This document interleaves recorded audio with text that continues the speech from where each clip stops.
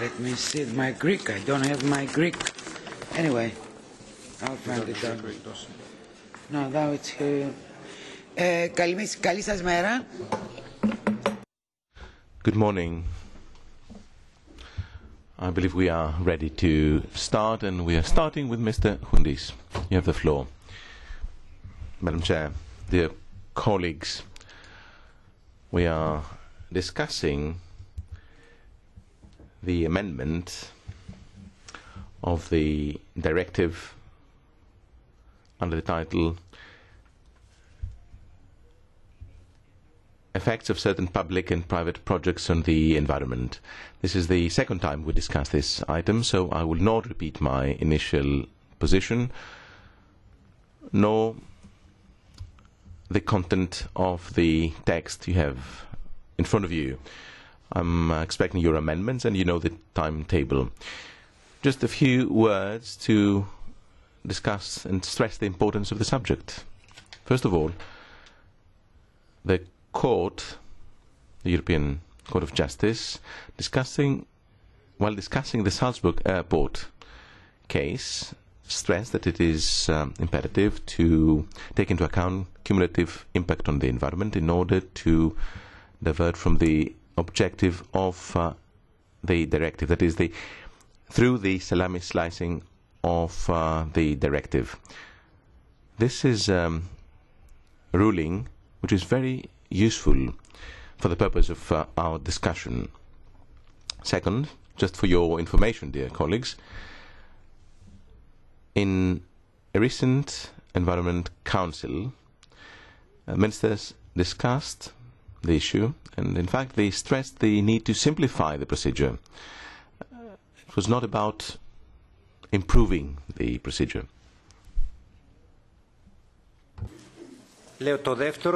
So, as I was saying, the Ministers of Environment Council recently discussed the topic we are discussing today and stressed the simplification of the procedure, but not the improvement of the quality of the impact assessment. Member States, therefore, recognize that the directive is not properly implemented, that there are shortcomings and deficiencies. However, I'm afraid the additional flexibility, quote unquote, will create more problems. Therefore, on this point, we have a Commission proposal. However, I'm in favor of reducing this flexibility and reducing derogations which go against the purpose of the directive. My other comments relate to the following. First of all, there are huge discrepancies in the implementation of the directive due to poor implementation here and there. The participation of the public was almost non-existent in most cases, which means that most countries have dealt with the directive in very different ways.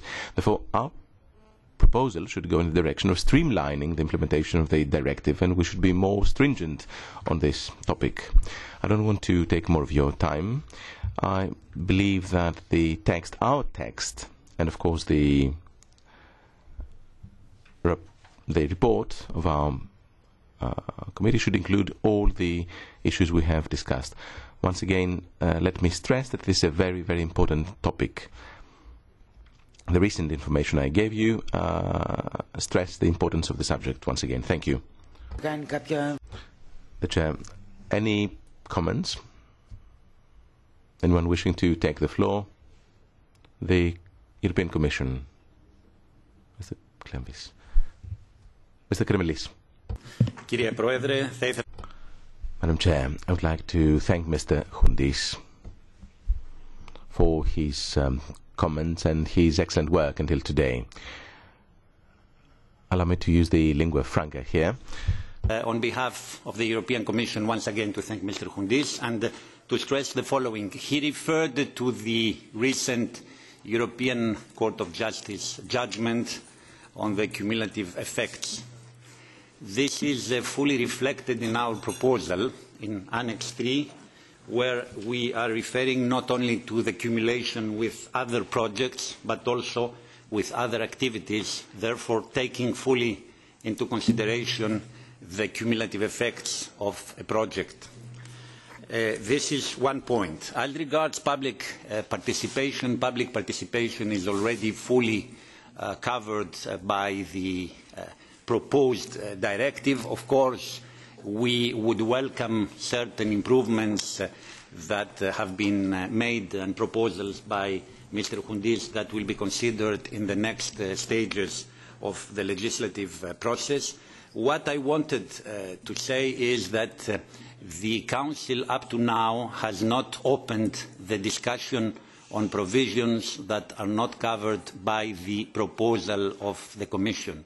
And we would wish that the discussion is not opened to other provisions as proposed by Mr. Chountis that have not been covered by the proposal of the Commission and have not been at all discussed by the Council that is sticking to the Commission's proposal. If we do this, I fear that we will open Pandora's box where three from the same country where the Pandora invented this box, and therefore the Council will also take this opportunity to reopen articles that have not been proposed for review up to now, and therefore this process will become extremely lengthy. Let's not forget that we are almost at the end of the mandate of the current Commission and Parliament. There are already delays. We were expecting a report from Mr. Chountis, and therefore we do believe that we should try to streamline the legislative process as much as possible if we want to reach a stage that will be maintained until the end of the mandates of the two respective institutions. This having been said, there are a lot of amendments proposed by Mr. Chountis on which one could have a positive approach in the next stages of the legislative process. Thank you. Thank you, Mr. Kremlis. Mr. Bostinaru.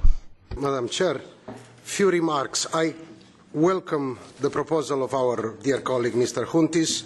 I am very happy with his contributions. First, on fighting for the clear independence of the company which will do the environment impact assessment. This is fundamental. And I know even the Commission was not in the beginning that happy.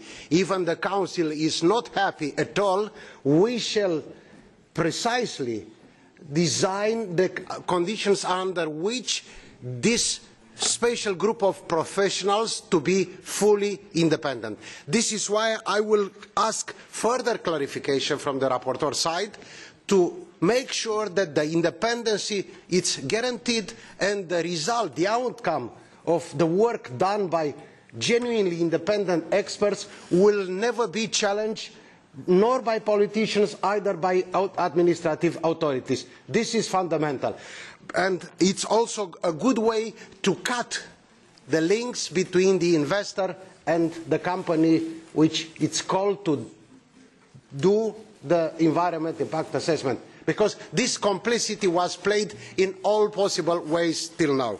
The second, I'm very happy with his proposal when restricting and clarifying the two aspects, projects which can be carried out without environment impact assessment, which have to properly be listed, to be clarified and restricted as much as we can without giving too much room of manoeuvre for the member state. But yet here it's necessary to reaffirm, once those projects are related with defence and security, the public involvement, due to the very sensitive nature of the projects, the public involvement should be limited, if not restricted.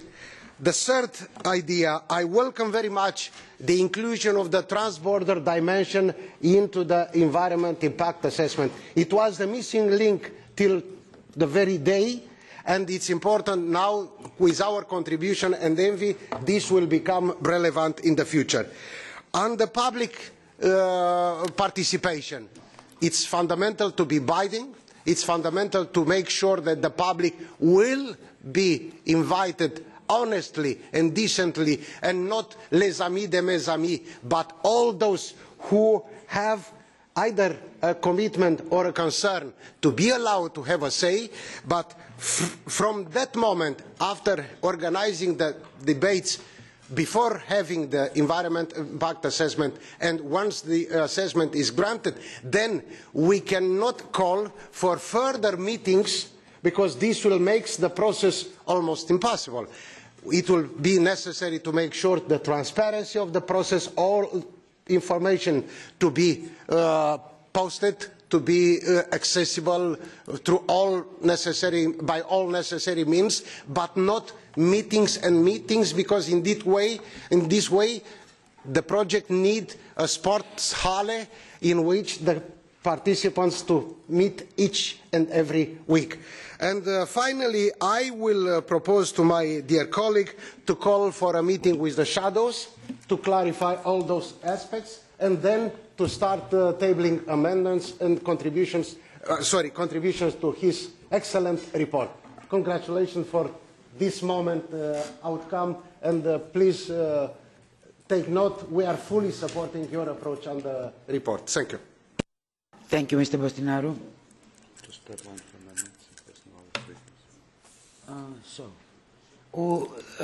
We expect your final draft, on which the amendments are, the deadline is on the 7th of May. Κύριε Χουντή. Thank you, Madam Chair. Just a couple of words on the last comments by Mr. Bostinaru. Yes, I look forward to the debate and to the amendments so that we make absolutely clear what we wish to achieve. I believe the intention of all of us is for our committee to draft a strong text, to send a strong message in order to reinforce our negotiating position. To my compatriot representing the Commission, I would like to say on what he said, that our opinion raises other issues that are not included in the initial Commission's proposal. Actually, this is not on the Council's table either.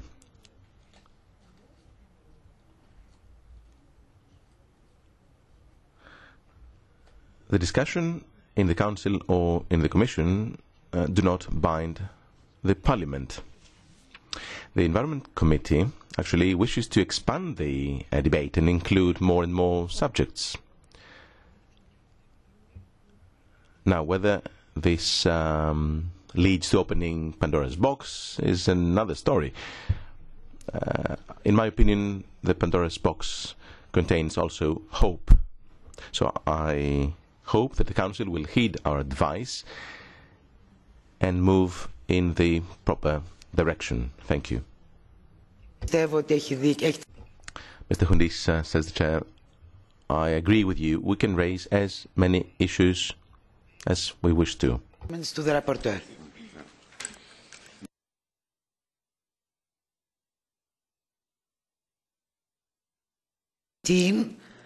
Concerning, just a moment,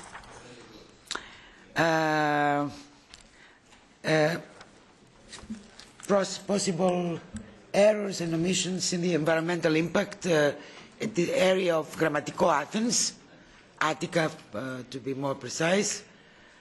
Please, Mr. Γκίκας. Yeah, he has a PowerPoint. Yeah, ευχαριστώ κύριε Πρόεδρε. Είναι η δεύτερη φορά που έρχομαι εδώ. Thank you, Chair. This is my second time here. Yes, we remember you, says the Chair. I also remember you, says Mr. Γκίκας.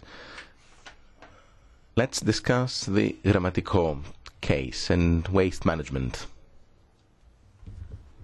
I will speak in Greek. I have prepared a PowerPoint presentation. I would like to reply to Mr. Patis. Since the last meeting, the planning started indeed in 1988. This became law of the Greek state in 2003. And this is the law actually to be implemented, or enforced, rather. That happened under the socialist government, the PASOK government. Many members of that socialist government are now before the courts, accused of corruption. And this is part of the problem we are discussing today. A small complaint to your committee concerns the reply I got on May 30th. Actually, you are saying that if a group of the local population does not agree with the plan, however unpleasant this might be, the plan must be implemented because we must respect the rulings of the courts. However, the judicial system was misled concerning Grammatiko and many other landfills, like Patinari. There's false evidence that was used for the purpose of these rulings. The common characteristics of the regional planning is the oversizing of the mixed waste to be treated there. For Keratea and Grammatiko, I must say that these are two examples of sheer incompatibility with European legislation and common sense. This is the opinion of Mr. Damascus, an engineer. To this, I would add the following. The recent decision by the European Court of Auditors. In this transparency, you can see the results. That is, 2007. This is a comparison with the other 27 countries of the European Union concerning recycling. The champion here is Germany. Then we have the Netherlands, Sweden, Denmark. In the 24th position, we have Greece, Cyprus, Lithuania, and other countries that became members in 2004. Of course, it is reasonable that they are lagging behind. In this transparency, you can see some other data. This dates from 2012 concerning recycling and waste management in general. Greece, again, lags behind. Austria, the Netherlands, Denmark are the champions. Greece is in the last position, and more recent members have improved their position compared to Greece. Doesn't this raise a question? What do Greeks do with regard to waste management? So many funds have been spent in Greece, many subsidies have been given for development, for infrastructure, for recycling. Do we recycle in Greece or not? What is the position of the Commission in this respect? I'm still expecting an answer.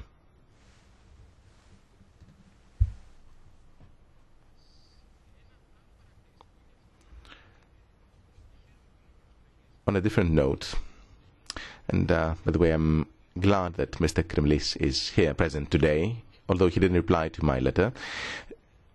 In an interview to Kathimerini daily newspaper, Kremlis discussed the waste management model proposed by the Commission. And Mr. Kremlis, in this interview, maintains that this project concerning mixed unsorted solid waste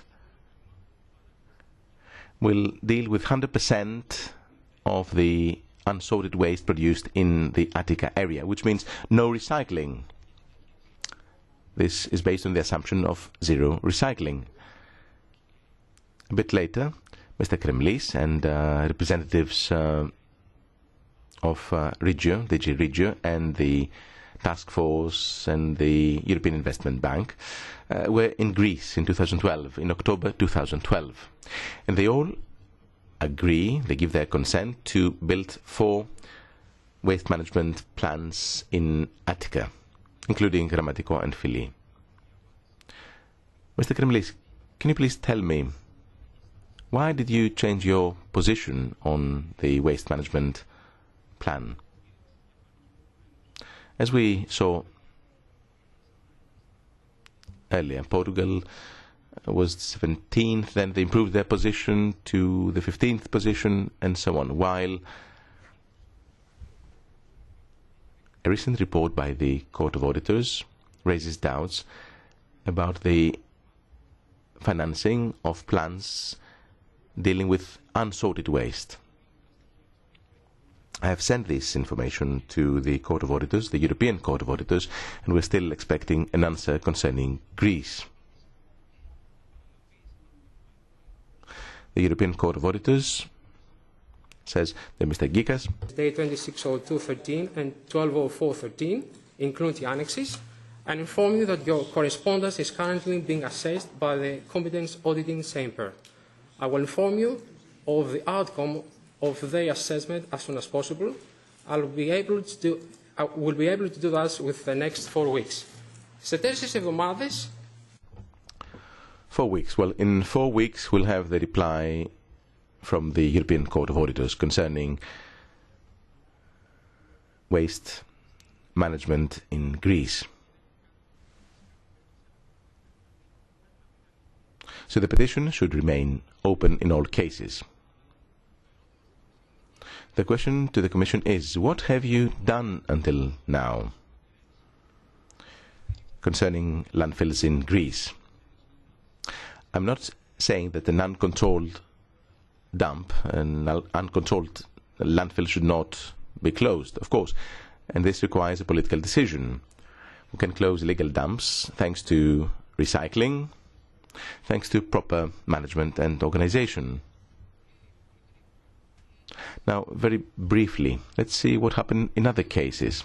In the dump of Samos, or in Philly, or Karvounari, or Philly and Grammatiko, where precisely a new landfill is to be built. Let's take Philly, the largest waste dump in Europe, which makes constructors happy. You don't know how many millions have been spent on this illegal dump. We could discuss this for ages. And actually, at some point in time, we should discuss this particular landfill. I'm afraid you, gentlemen, the Commission, provided funds for a plant to be built near Philly, a waste management plant. Unfortunately, it was built in an area on the slope of a hill, and then there was a landslide, and this plant collapsed. Although the European citizens paid for this plant. What has the Commission done in this respect? Wasn't there a huge error here? I would expect the representative of the Commission to define the obvious error. Mr. Zgouros, the prefect, actually apologized and admitted the increased frequency of cancers and leukemias and cardiovascular diseases. People die in the Philly area. So Philly is the largest landfill in Europe. Then let's take Mavrorachi, as you can see here. A huge pollution case.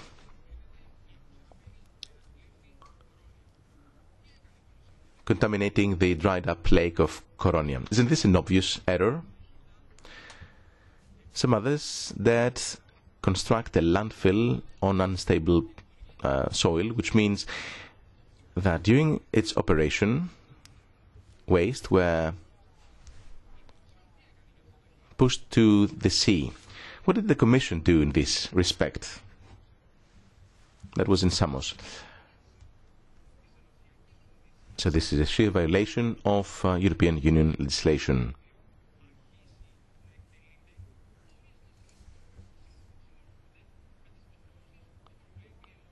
Of course, this must be substantiated in terms of European legislation. So, gentlemen, what did you do with Samos? Actually, this landfill was built on a site called Vithysmata. The chair. I understand the importance of what you are saying, but time is of the essence, and we are here to discuss Grammatiko, not the other landfills. Okay, let me carry on with Grammatiko. The site selection was on a ravine, and this is not what we are saying, the local population. This results from administration documents. And you can see here what happens every time it rains in the area. This is the beach near Grammaticon. You can see the waste and the leachate in the water.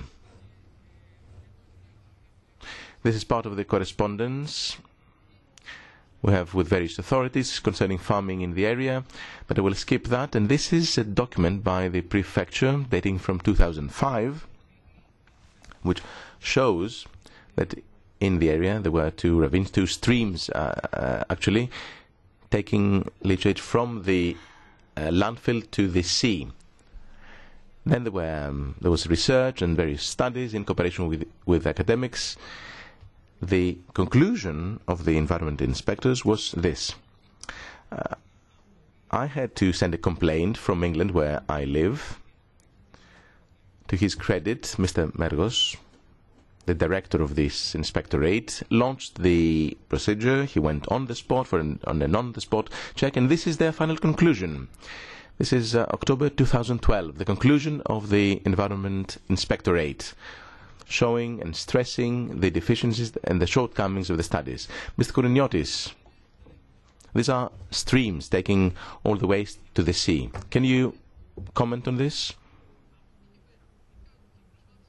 Then the local population tried to carry out exploratory drills, but we were stopped by the authorities. Isn't this an obvious error, gentlemen? What does the Commission do in this respect? And before I conclude, let me read this out slowly so that interpreters can translate. I have repeatedly asked information about the authority that scrutinized the completeness of the EIA and its conclusions. Among the replies I got, it is very interesting to stress the reply by the Ministry of Environment, which says, geological studies is not our responsibility. The specific authority actually says that we're not responsible for geological studies. Then another public authority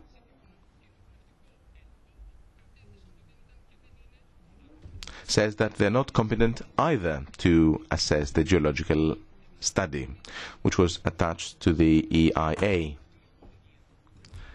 This admittance goes against the scientific substantiation of the site selection. The authorities actually say that we're not responsible, which means that the Greek Council of the State, in their decisions dating from 2007, are unfounded. The Council of the State, which was actually misled by the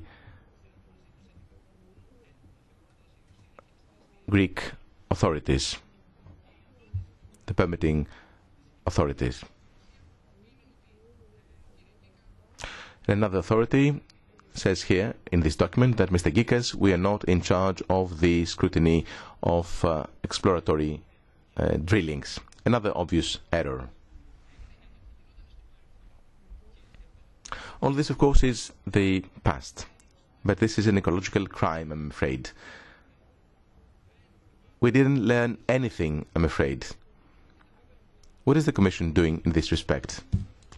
Of course, Decision 85337 says that we cannot intervene, German companies cannot control Greek companies, and so on and so forth. This is a huge bureaucracy. The final result is an ecological crime, as I said. Let me conclude by saying that Greece suffers because of the memorandum. We're not discussing this today, of course. We are now expecting huge reforms in order to pay back our debt. But all this should start with proper waste management in order to save funds. There are people who commit suicide because of the memorandum. Why don't we start by properly managing our waste? Another decision by the European Court of Auditors set the record straight. Then we have the EIA for Grammatiko, where there are obvious, serious errors. This project must be stopped. Thank you. Okay. Thank you, Mr. Γκίκας. I'm sure that the Commission would like to.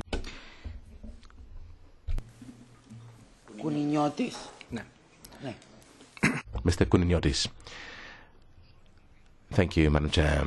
As we all know, waste management, not just in Attica but all over Greece, is a huge priority, is a top priority. We should seek solutions now in order to protect the environment and public health. The present petition had been discussed in December 2011 before your committee and the European Commission at the time, also through its supplementary reply in 2012, had explained the reasons why there are no grounds substantiating violation of the European legislation. 9931, 2008-98 for waste, and 2011-92 for EIA of certain projects. The European Commission in 2004 and 2008 had opened two cases in order to explore the Grammatiko case and had concluded that there was no violation of European legislation. The Commission has not received any more recent information substantiating any violation going against its initial position. Therefore, I have no reason to further discuss the case, but I can inform you about the development of the case before Greek courts. On Grammatiko, the sanitary landfill of Grammatiko, there are already 3 court rulings, 2 by the Council of the State in 2007 and 2012, and 1 from the European Court of Justice. All 3 decisions concur with the continuation of the project. Then there was another case before the Court of First Instance of Athens. However, in July 2012, the court rejected the injunction request by the local population of the Marathonas and Grammatiko population concerning the specific project. So the court allowed the project to continue. The municipality of Marathon and local population referred the case again to the Council of the State, one concerning the suspension of the project and another concerning its cancellation. However, the first was rejected.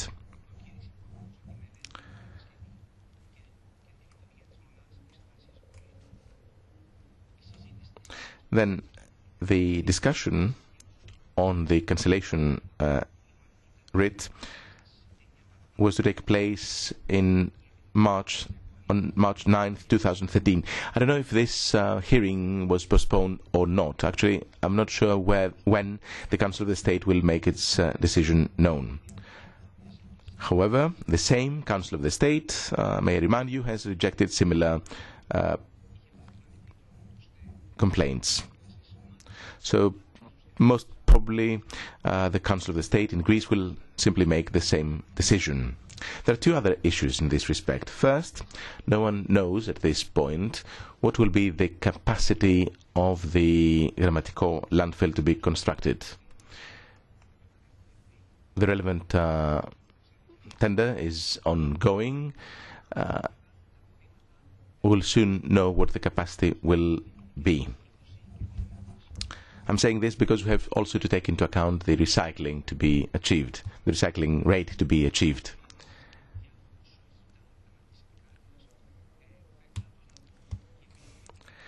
Let me now reply to the question as to what the Commission does.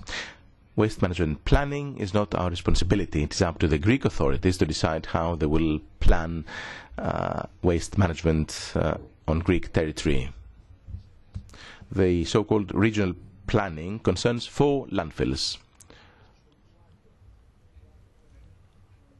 this is okay with us. Nothing prevents the Hellenic Republic to change the planning and instead of a landfill in Grammatiko decide to build an incineration facility or what have you. The Commission, the European Commission, when they receive a complaint about the malfunctioning of a landfill, they will of course intervene, and we have been dealing with the Carbonari case.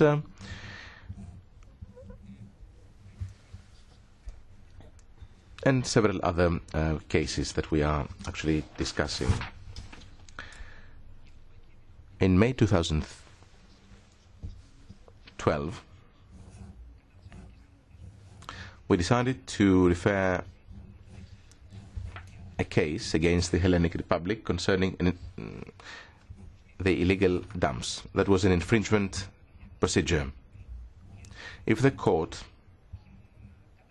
vindicates the European Commission, the Hellenic Republic will pay a fine and also a fine per day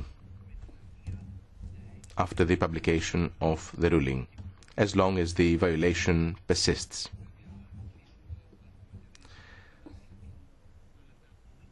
The illegal dumps, of course, must be closed to start with, but then all solid municipal waste must be taken to proper facilities. In concluding, let me say this. We also received a document from the European Parliament, 453.194. It's in English, so allow me to read this out in English. Document of 15th of September 2011 entitled Waste Management in Europe, Main Problems and Best Practices. It's from the European Parliament, the Directorate General of Internal Affairs. And it says, available information suggests that the Grammatiko landfill site and the Waste Management Center are a serious attempt to reduce the environmental and health impact caused by unmanaged or badly managed waste as soon as possible. Inferring from the research information, it seems that the authorities try to find and implement the best solution for a difficult problem in a way that is in full accordance with EU regulations. And we'll just close again in Greek. Και το τελευταίο σημείο.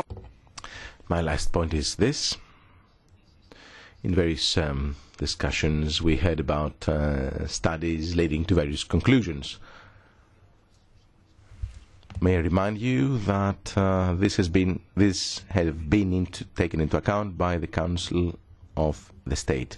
And then we have the National Technical University of Athens, which maintains that the Grammatiko project is a good one.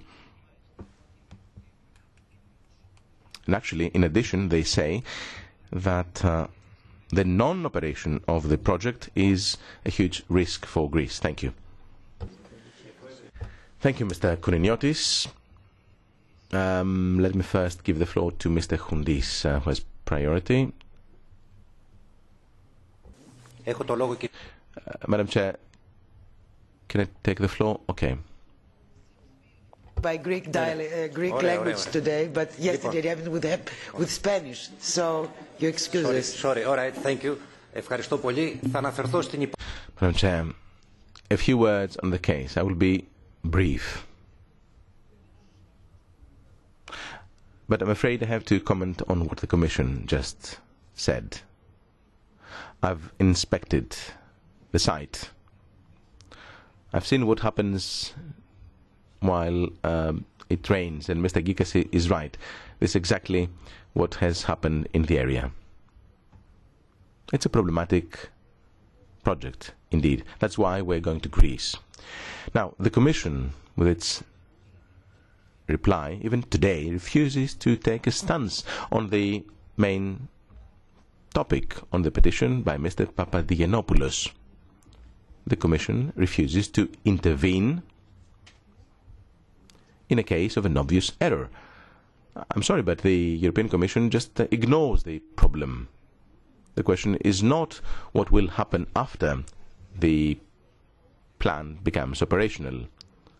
This is a different issue. So the Commission does not reply to the most critical questions. It's what Mr. Γκίκα said. So my question is there a violation of EU legislation when the EIA validity period was extended. Our position is that, yes, EU legislation was not taken into account when the validity of the EIA was extended. And I really wonder, is this a bureaucratic problem?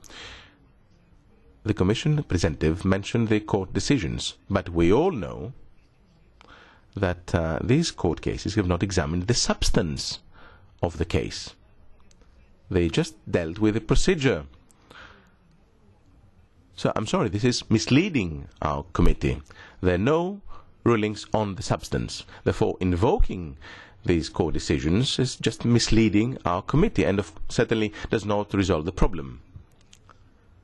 Third, we have the reports by the environment inspectors. Actually, we're meeting with these guys, in Greece, and this environment inspectorate will confirm my position. Against this backdrop, I would expect the Commission at least to try to reply to this petition. The argument that Greek authorities are only in charge of, are the only responsible for the site selection, again, is not a reply. What I'm saying is that there is an obvious error, there is violation of EU legislation, so the Commission must intervene. I'm afraid the Commission's stance is bureaucratic and does nothing for the so many problems that Greece faces. The Chair, you're against the project, but we must discuss this in Greece, not here. Mr. Kremlis from the European Commission. Madam Chair, thank you. Competence within DG Environment is with the unit of Mr. Kouninotis. I wanted nevertheless to say a few words in reaction to what Mr. Γκίκας has mentioned. As you all know, the problem in Greece on waste management, in particular in the region of Attica, is a problem that dates more than ago. There is a waste management plan for the Attica region since 2002, revised in 2006. There is no any more social acceptance or locations in Attica for waste management other than the 4 locations that have been identified for waste management installations. If we are to start cutting and removing from those 4 installations, the situation will be that waste from Attica will have to be exported to other regions of Greece, contrary to the proximity principle that requires that waste is management where it is produced. Moreover, Western Attica will say that we are managing all the waste of the Attica, while the others in Eastern Attica are not contributing at all to this collective effort that has to be undertaken. Now, the waste management plan is there. It identifies the locations. 4 calls for tender have been initiated. This doesn't mean that the quantities will be defined. When I made a personal statement by saying that they will need food waste, the installations to work, this doesn't mean that the recycling targets will not have to be met. When the major projects will come for the Commission to be assessed, we will make sure that the first thing for the projects to be approved will be that the recycling targets are met. And the recycling target by 2020 is 50%. Moreover, by 2015 there is a legal obligation that they will have 4 separate collection streams for plastic, glass, paper, etc., aluminium. Therefore, these are legal obligations that are upcoming. We will monitor them, and in any case, no installation will be oversized, because if it is oversized, it will not have the necessary waste to operate, as the targets on recycling will have to be met.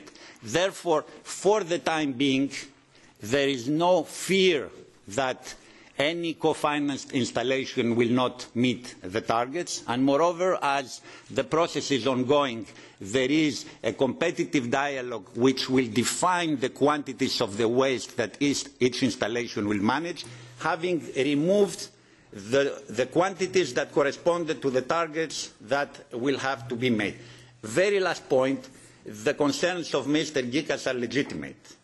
Το καλύτερο είναι ο εχθρός του καλού. What we want to say is recycling is not something that can start from one day to the other. I am fighting Mr. Γκίκας since many years to have separate collection bags in the households and composting on the balconies, to do composting on. This is something very difficult. It needs culture, it needs education. It will happen one day. It will happen one day. But we cannot from one day to the other introduce recycling in Greece while the garbage will be in the streets and somebody will have to manage it. And the last point, Mr. Kounignotis made a reference. If you want a radical solution, let's build a huge incinerator in Philly or in Lyosia, where we already have waste management installations, to burn all the waste in a massive burning and produce electricity. Such installations exist in Belgium, in the Netherlands, in other countries. They are higher in the waste hierarchy than landfilling. This is a solution. But if I come to you or to Mr. Chountis or to some others, they will tell me that they don't want incineration in Greece. So let's be realistic. Let's monitor the process that is ongoing. It is not a DG Environment process. It is a Commission process. DG Regio has earmarked funds for waste management installations, and we need to use all that properly, as it is the end of this programming period. Waste installations will have to be built. They will not be oversized. They will be open in terms of technologies. They will do mechanical sorting, recycling, composting, biogas, and therefore there is no fear that what the European Union will co-finance at the end of the day will be contrary, as we will monitor this in the process of the preparation of the call for tender. Thank you very much, Madam Chairman. Ευχαριστώ κύριε Κρεμλή. Ο κύριος. Thank you, Mr. Kremlis, Mr. Sanova. Thank you. I have to say that after hearing all interventions today, I have completely informed of what I have heard. One intervention contravenes to another one. I have several questions. First of all, you told that there was a hearing in March in the high instance of Kurt in Greece, and I am one of 4 MEPs who will go to Greece in the end of May. Whether we can hope that there will be a Kurt decision declared up to that time. And as far as I have heard, it is not on substance, it's just on procedure. So I have completely lost. So whether there will be a proper domestic decision on the issue or not, my first question to representatives of the Commission. The second, it's not a question. It's so.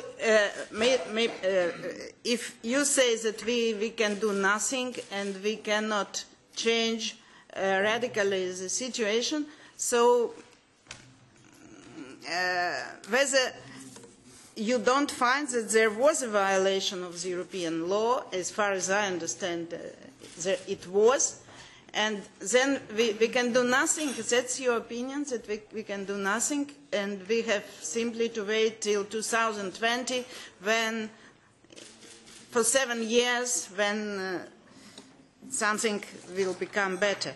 Yeah, I don't think so, and I think that our mission will be useful, that we can influence the processes. If you don't think so, I would like to hear more arguments for this. Up to now, it's all. I would like to have an answer. Ευχαριστώ κύριε Σντάνουκα. Thank you, Mrs. Zdanoka. Mr. Angourakis. Madam Chair, I will be very brief. I heard the European Commission, and I now worry even more so.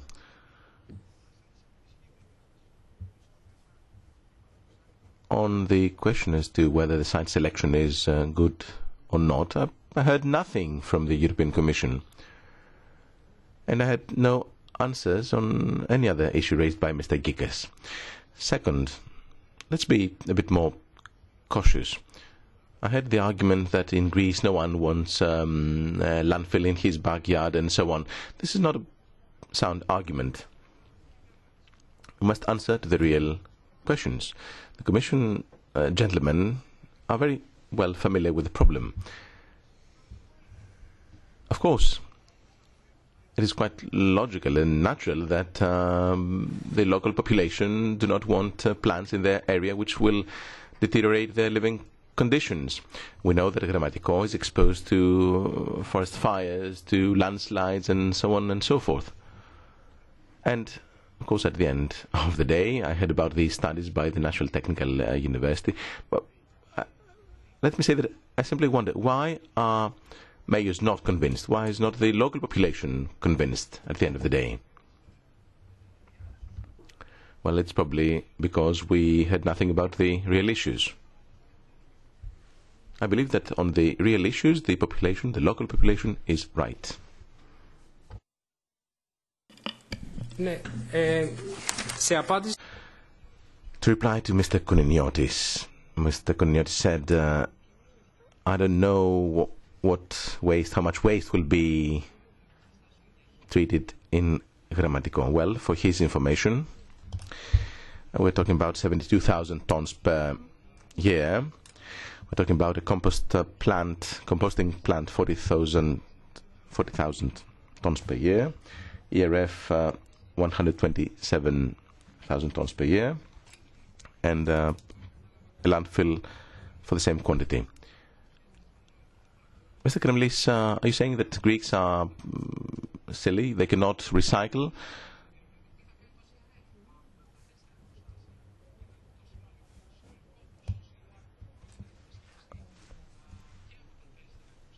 My question to you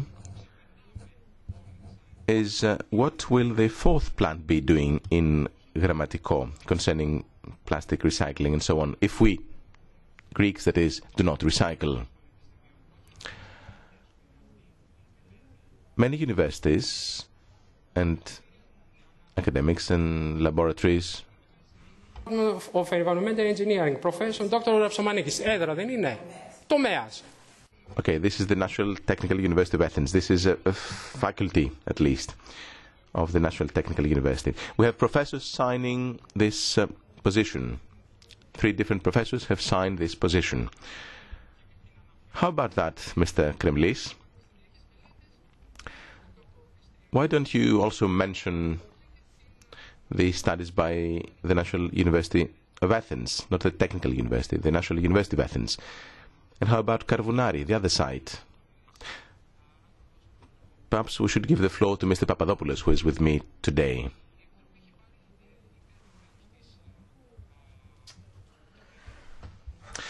The European Commission, I'm afraid, sides with the Greek authorities despite the obvious error, despite the pollution. And may I remind you that the prefect of Karvounari has been convinced for corruption related to the EIA studies. I'm sorry, but there is a huge corruption phenomenon there. Corruption is not related to the question we are discussing. I'm sorry, we are discussing the facts. Is there a violation or not? This is the question we are debating today. Mr. Bostinaru. Thank you, Madam President. It's proven once again fatality is something that has been invented in Greece. And I say this as a Romanian and as a friend of Greece, a man who loves Greece almost as much as he loves his own country. Let me make 2 first comments. It is obvious that in Greece, as well as in cases from other member states, Italy or my country, Romania, there is no strategic planning as far as waste management and waste collection is concerned. This is obvious. However, nobody from the European Commission, neither anybody from Greece, is worried about this. It's also obvious that even though the European Commission has a strategy which aims at considerably increasing the percentage of treated waste in order to produce energy in the future, among other things, in the case of Greece, this strategy is almost completely disregarded and not at all, almost not at all, implemented. And I'm sure that maybe the Commission might think this is a strident and unfair statement, but look at the pictures that the petitioners have brought. These pictures show systematic and blatant disregard of European and national standards when it comes to waste recycling. How can you say that in a landfill you have a stream going through the landfill? The stream is obviously contaminated with waste, and then it takes the waste into the sea, and the Commission cannot see any problem with European law and with recycling standards. How can I qualify this situation other than saying that it is a systematic and blatant disregard of European and national legislation when I see a landfill being built in a place that is moving earth? That's the name, the toponym. Moving earth, moving soil. And you know that the soil there is not very safe, but still you authorize the building of a landfill there. So this is a systematic and blatant disregard. This was not sanctioned by the European Commission. There was no redress. There was no solution, no move to change the situation by the Greek authorities. My conclusion, after watching these dramatic pictures: Greece is a touristic country. Its tourism is its best asset. It has a huge and wonderful and valuable patrimony. Greece should be the fiercest defender of the environment, because this patrimony, this treasure, for this treasure to survive and to be further used in the future.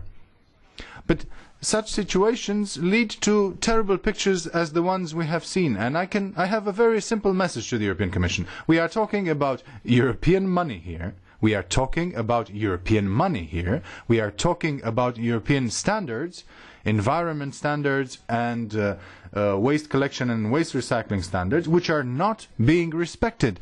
And the Commission gives us answers from heaven, in English, says the speaker. Answers from heaven, which, according to which, the reality that they see in Greece is different from what they perceive in Brussels. And somebody said that maybe Attica will have to export its waste to other islands. Distinguished members, representatives of the Commission, in Albania they are discussing a referendum to forbid imports of waste into Albania. In my country, in Romania, huge waste imports are being made. Romania imports waste. More often than not, this is done illegally. And the waste is coming from Italy and from other countries. I will conclude by urging the European Commission to do your job. You are responsible for this. And that is why, including Mr. Huntis' Environment Directive, but also other actions by us, must stop this endless chain of irregularities. Thank you. There's no doubt we have a lot to learn during the visit in Greece, Mr. Kremlis. Thank you, Madam Chair. Mr. Bostinaru, that the European Commission is doing its work. Secondly, there is waste planning in Greece. There are waste management plans.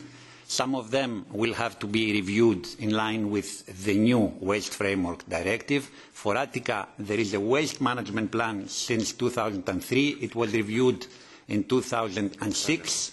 It was approved by all the governments since then, and it was confirmed by the Council of State decisions that have also been looking into the substance. There have been so many cases. In Greece, there is a huge access to justice. Everybody can practically go to the Council of State, that is the supreme administrative court. They look into the substance, and I wanted to stress on this, and the Petitions Committee is aware of this, that the judge having universal competence to apply EU law is the national judge. We have to rely on them. The Commission has exceptional powers. We have opened an infringement procedure against Greece for the illegal landfills. The shortcomings in Greece is that Greece was doing landfilling up to now, and we want them to do investments higher on the waste hierarchy. The point of the Greek government was that Greece is a big country, there is space to do landfilling, and this is why they wanted to do landfilling, because it's cheaper than the other types of waste investments that are higher on the waste hierarchy, including incineration with energy recovery. Nothing has been spent yet in terms of EU funds. The 4 calls are there. There will be a competitive dialogue. We will identify in the context of that what has to be co-financed, and on the basis of that the quantities will be defined and the projects will reflect state-of-the-art technologies which are open now in the call for tender. Therefore, Mr. Γκίκας, it's not CRF, it is SRF. Nobody will tell you that the plants will produce SRF. Nobody will tell you. There are MBT plants, they will probably produce RDF. But we will consider in the proposal what and how the RDF will have to be managed. And you should know that across the European Union, MBT plants produce RDF that has to be managed, and it is a secondary fuel that can be used in the process of cement plants or for production of energy. Thank you very much, Madam Chairman. Thank you. We'll discuss the case again after our visit to Γραμματικό. So the petition remains open. Mr. Tousas has the floor. On the following similar topic, the problem in Γραμματικό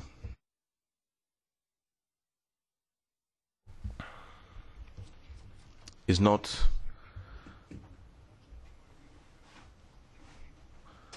very far from the problem in Argolida.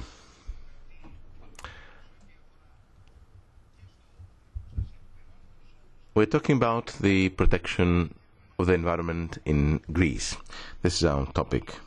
The anti-popular policy of the tripartite government in Greece, New Democracy, PASOK and DIMA, and the policy of the European Union goes against, in the most severe way, the rights of the people. It destroys the environment, it endangers public health and the very life of workers. An example of such anti-popular policy is the problems faced by the population of Hermionida, Argolida, and in the Peloponnese in general. The problem of the workers in the area have been exacerbated for the following reasons. Take the last debate 1.5 years ago in this committee. From official data and scientific analysis available at the local municipality and also in the relevant documentation with the Greek ministries, I can say the following. First, there are huge shortcomings in public infrastructure concerning potable water and water for irrigation purposes. This water is not potable and it endangers public health. On the web, you will find data concerning the municipal company, the municipal water company of Hermionida. They have uploaded a communication in 2013. So you will read there, and you will find evidence why the water of Hermionida is not fit for human consumption. Instead of taking measures to solve the problem, the local authorities will provide more licenses to new hotels, including the company My Compass, while the local population have no potable water. So the local government and the region of Eastern Peloponnese, instead of trying to mitigate the problem, instead of provide some comfort to the local population, they will rush to serve the interests of a company called My Compass. A company that intends to build a golf course, absorbing huge quantities of water. Actually, they want to also build a desalination plant, which will be the coup de grace against the environment in the area. Second, we have prepared a short 4-minute video which will show you recent developments in the area.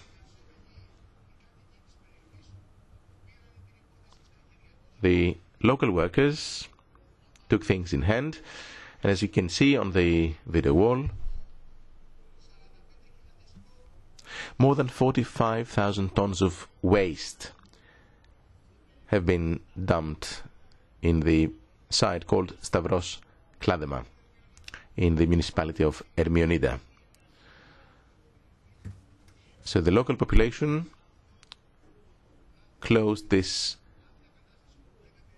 dump, as you can see on the video wall.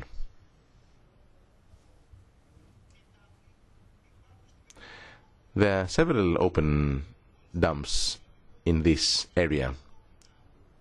We're talking about totally illegal, uncontrolled waste dumping in the area. There's, of course, sewage treatment plant in the area. The competent authority of the region of Eastern Peloponnese, doing an audit and an on-the-spot check, established that this plant does not operate on the basis or in conformity with applicable laws and rules.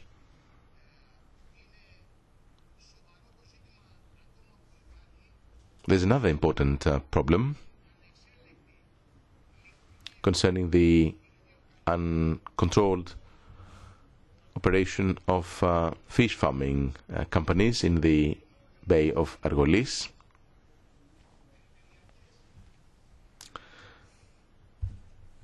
The competent regional authorities admit that these fish farms have expanded illegally.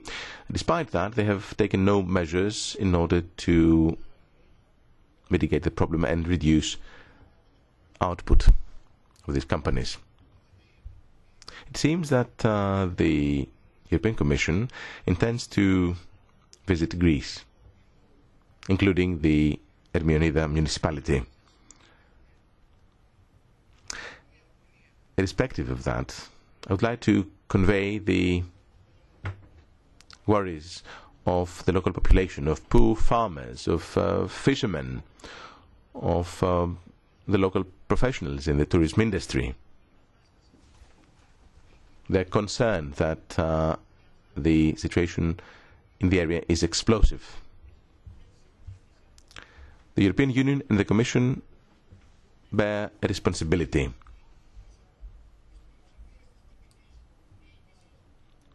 Because they have concurred with the majority of the local government. They have concurred and colluded with the national government in favor of the local business interests. What they want to take benefit of are, of course, EU funds and national funds. What they want to do is develop their activities at no cost, against, of course, the quality of life of the local population and against the environment. You're out of time, Mr. Tusa, says the chair. Just one more minute. I followed the discussion. You gave all the time they wanted to other speakers. So let me conclude by raising the following issues.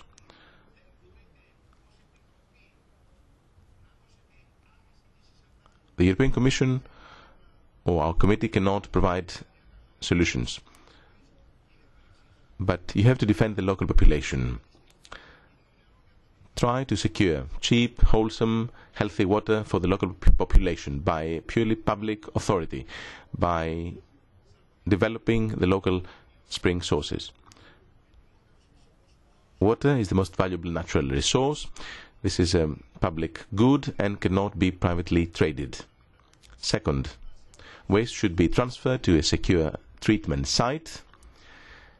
The plant at Stavros Kladema must be closed down, and the environment must be restored and rehabilitated. A waste management agency should be put in operation with the help of the government. Then the sewage treatment plant at Kranidi in Ermionida must be inspected. Then the fish farms should also be inspected, and measures should be taken for the protection of the Bay of Argolis. And sixth, the ecological sites and monuments in the area, the Frathi Cave and other monuments. I'm not just talking about cultural heritage of Greece, but also about cultural heritage of the entire world. All these must be protected. Mr. Kouniniottis from the European Commission. Thank you. I'll try to be very brief. As I had informed your committee last December, the European Commission had decided to open an infringement procedure number 2184 against the Hellenic Republic due to the shortcomings in the operation of the plant in Kranidi. The letter of formal notice concerned the violation of Directive 91/271 concerning municipal sewage waste. In April 2012, we had informed your committee concerning the reasons why the European Commission believes that there is no case of violation of Directive 98/83 concerning the quality of water for human consumption. More specifically, the Hellenic Republic, on the basis of Article 8 of the said directive, had taken corrective action in order to restore the quality of water in the said municipality. For a transitional period, we had been monitoring the quality of water and an information system for consumers. On the second item, Madam Chair, that is the illegal dump at Stavros Kladema, the European Commission is fully aware of the problem. Actually, this is one of the illegal dumps included in the infringement case of February 2013. It was referred to the European Court of Justice for a second time, requesting a fine to be paid by Greece. Let me just repeat at this point that the European Commission requests the closing of the illegal dump and its rehabilitation. Of course, objectively, waste transferred to this illegal dump must from now on be transferred to a new landfill that simply does not exist. With regard to municipal sewage, the Greek authorities have replied, and although they do not comply with the directive, there is some progress, I must admit. Let me inform you about 4 points. First, although only 20% of the Kranidi settlement is connected to the sewage network, the rest of sewage is transferred to the treatment plant in tanks, in tankers. This is allowed by the directive, Article 3, provided, of course, provided that an equivalent protection level of the environment is achieved. In the past, of course, there were leaks. The new tank is made of concrete and properly supervised. That is, the open tank used in the past is not used anymore, and there are no leakages. Second, the chlorination system is in operation. Third, efforts are being made to improve the plant, and we soon expect to see the new buffer tanks to be operational concerning primary and secondary sedimentation treatment. Fourth, the local network and the sewage treatment plant are included in the documents of the new tender. All this will cater for the existing problems and will also reduce the cost, the operational cost of the plant. Unfortunately, the plant still does not meet all requirements according to the directive. That was the conclusion of our last inspection in December 2012. Last but not least, there's no approved EIA for the specific plant. That is why the European Commission will keep monitoring the situation, and if full compliance is not soon achieved, the European Commission will definitely send a motivated opinion. Mr. Angourakis. Thank you, Madam Chair. From the petition, we see that there's a number of problems raised by the local population. Their complaints are justified. I expect that our committee's on-the-spot visit will confirm the situation. One of the main problems, of course, is water. The position of the local population is fully substantiated. Madam Chair, from the Commission's reply, actually, it results that we should be even more worried now. Because what the Commission basically said is that a monitoring mechanism is in place, providing warning to the local population. That's not enough. It doesn't do anything about the very quality of the water, so the risk is still there. Then I heard nothing about the desalination plant, which also has an effect on the environment. And I heard nothing on fish farming either. Are they legal? Are they illegal? Do they meet legal requirements? And so on.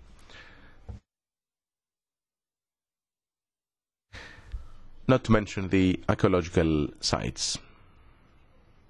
So the policy against workers' rights, against proper remuneration, against social and labour rights. This policy has serious implications in the serious issues raised by the Ermionida population. This policy, I'm afraid, will be further exacerbated in the near future for the reasons we all know, especially in order to boost profits for the capital. Then there are other complaints concerning the local tourism industry.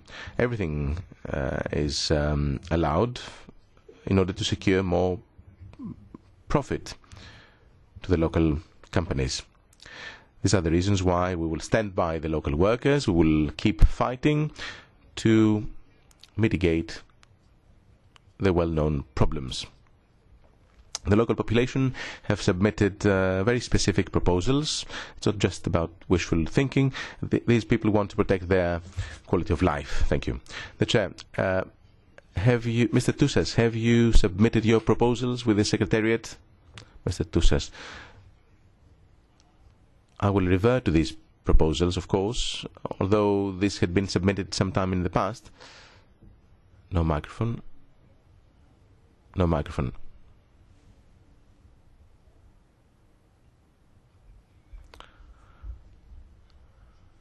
Madam Chair, dear colleagues, members of the European Parliament and European Commission, we and you must be very cautious. You're about to take a huge responsibility. You're about to conceal a crime, and I can prove that. An ongoing crime against local workers and the local population. Just this morning, and this is from a website showing the analysis of the potable water in Hermionida. You can see these measurements. They are on the web, available.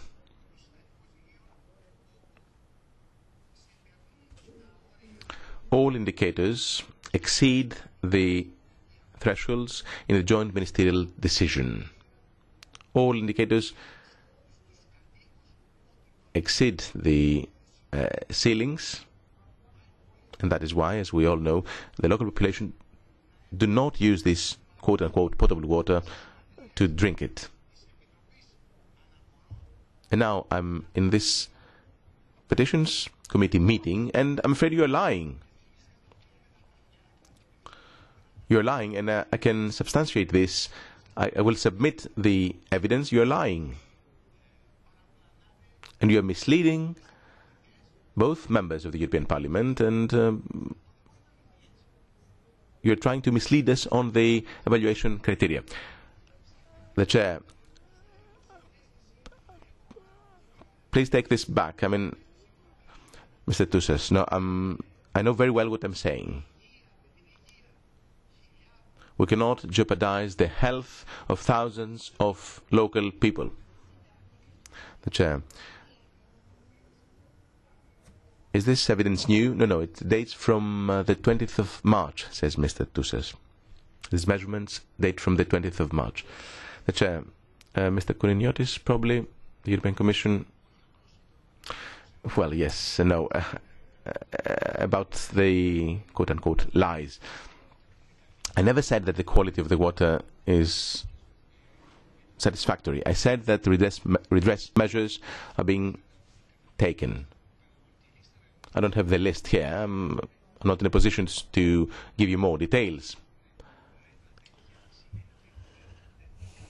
The fact that there are measures means, of course, that the quality is not satisfactory. So why am I lying? Mr. Toussas, can you tell us about the measures? What are these measures? Ask the local municipality or the Greek Parliament. Sure, but this is not a battlefield where Greeks from the Commission and Greeks from the Parliament to fight each other. Sorry, it's not the place, and it's not fair for the Petty Committee. This should be a distinguished and respected body. Thank you. Thanks, Mr. Bostinaru, for your intervention. Let's go to the next petition. Of course, it will remain open, this one. Petition by Andrea Rutigliano from Italy on the Republic of Cyprus's, oh, no, number 12, Via Galleria. Petitioner. Who is the petitioner? Mr. Rodolfo Warcock? Warcock. Yes. Prego. Grazie, Presidente. Thank you very much, Chair. I'm going to read this out because I sometimes get quite worked up with these things. So, good morning, everybody. I'd like to thank you for inviting me to be here to listen to what I've got to say about our problem. And I'd like to thank Chair Mazzoni, who was kind enough to take on this petition when I sent an email to the Secretariat. I'd also like to thank my fellow citizens for the economic effort and the time that they have spent in making sure that Pietro and I could travel here in our camper van as a protest against the way that that waste is being managed in Valle Galeria, and also against any other kind of waste refuge or landfill site in the area. We are ingesting pollution from the landfill site in Malagrota and also from the hospital waste incinerator and the refinery, which is related to industrial activity in the area. The aim of this is to draw attention to this problem, and it's been financed, or our trip has been financed by voluntary contributions from the citizens in the area, who are exasperated at the situation. Now, I'm not an expert in this. I don't have a technical background, so I will try and explain as best I can. We're here because we're tired, we're worn out. We can no longer put up with the incoherence which the administration, local administration, displays. We find it difficult to put up with the daily statements and denials which only contribute to our exasperation. We feel aggrieved, cast out, worn down.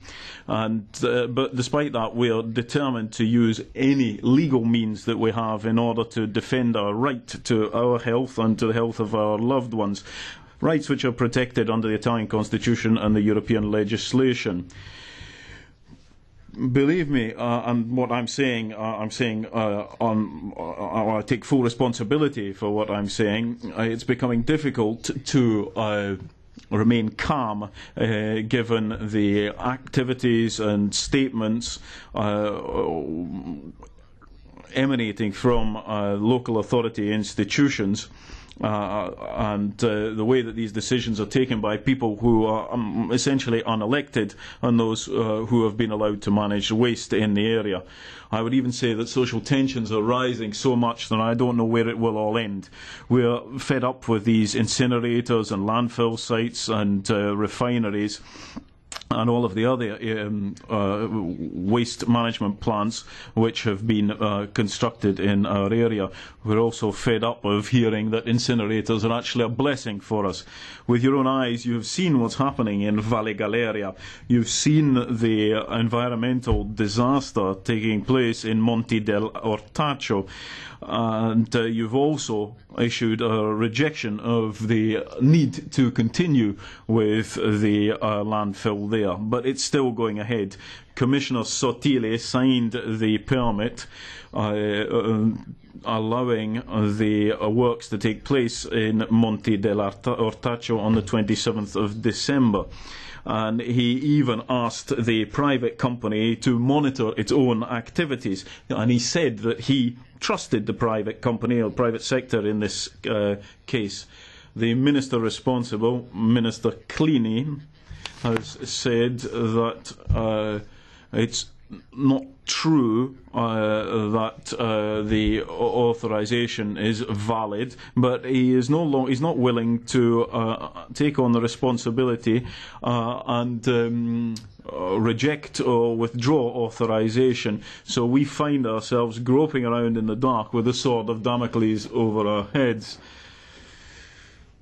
The private company is continuing to set out the area in which they're going to work, and it says that it will be working under a permit which it has for a duration of 36 months, when the Minister Clini, said that the company had only been authorised for 18 months' work.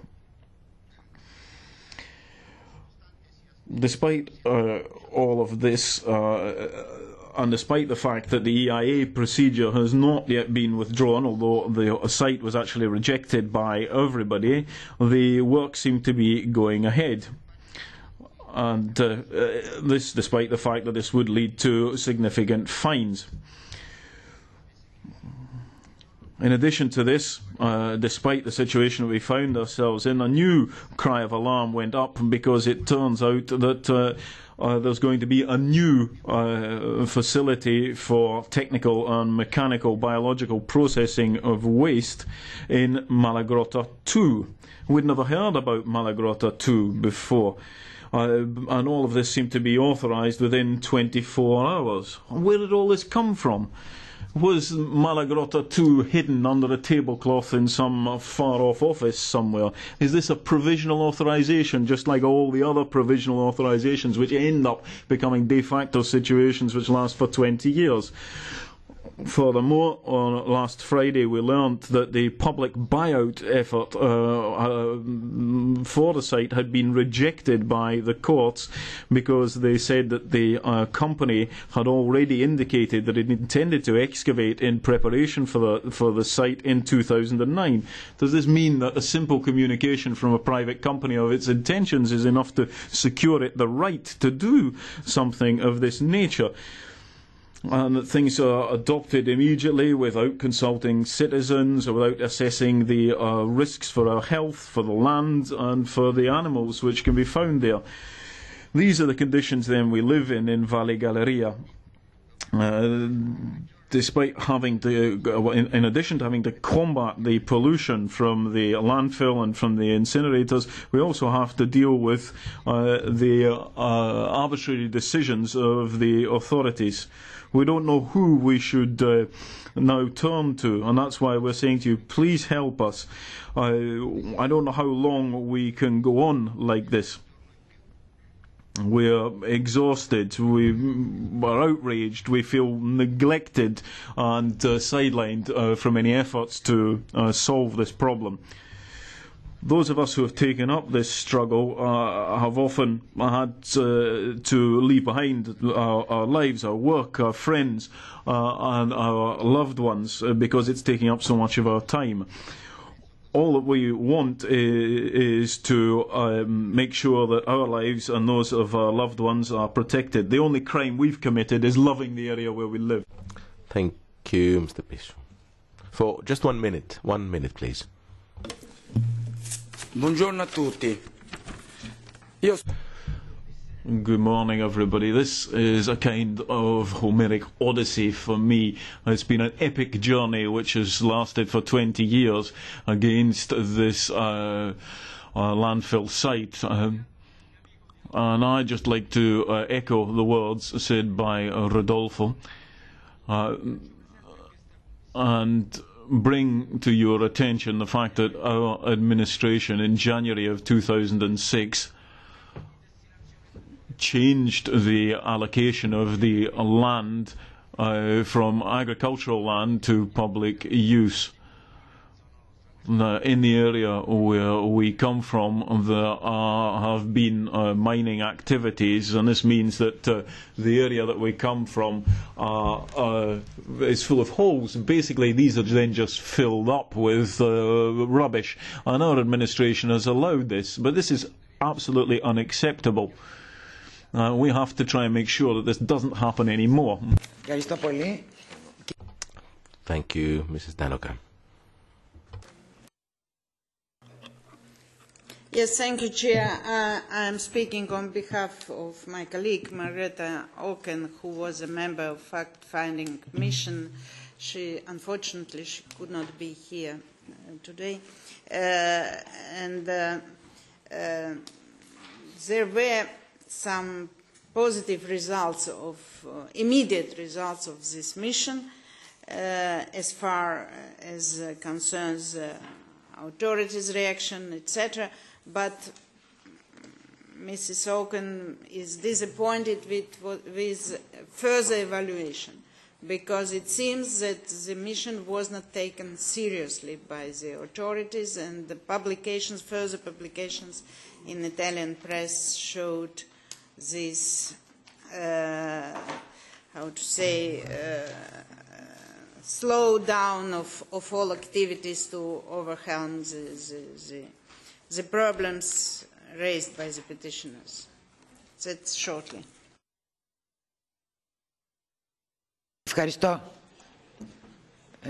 Thank you, dear colleague. Now, from the European Commission, Mr. Manganaro. Dunque, la questione... Well, waste management in Lazio is a very complex issue, and we've been looking at it for a number of years now.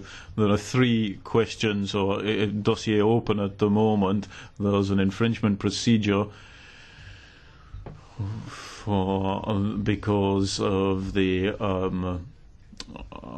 way that the Malagrotta area was actually, or in processing plant was treating its waste, and the Commission decided to go to the Court of Justice for a finding against the Italian state for infringement of European environmental law because of what was going on with Malagrotta and other treatment sites.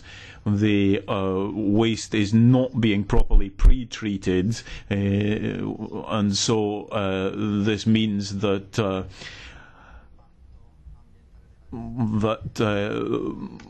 the waste then is unstable and doesn't reduce as much as possible the environmental effects of the treatment. There are then issues to do with the measures to be adopted by the Italian government regarding the closing down of this waste facility in Malagrotta. And then there's another issue which is to do with finding out what will happen when the Italian authorities decide to open up new plants, and particularly landfills. There we will need to know whether or not the rules are respected concerning the IPCC directive, which are to do with securing the environment and carrying out the environmental impact assessment. So what that means is before new plants are authorised, there has to be a public consultation process.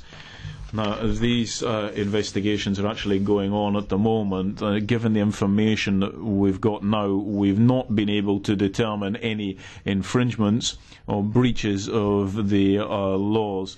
Therefore, these projects can go ahead. If it were to turn out that environmental rules are being broken, then the Commission would take steps, for example, the launching of a further infringement procedure.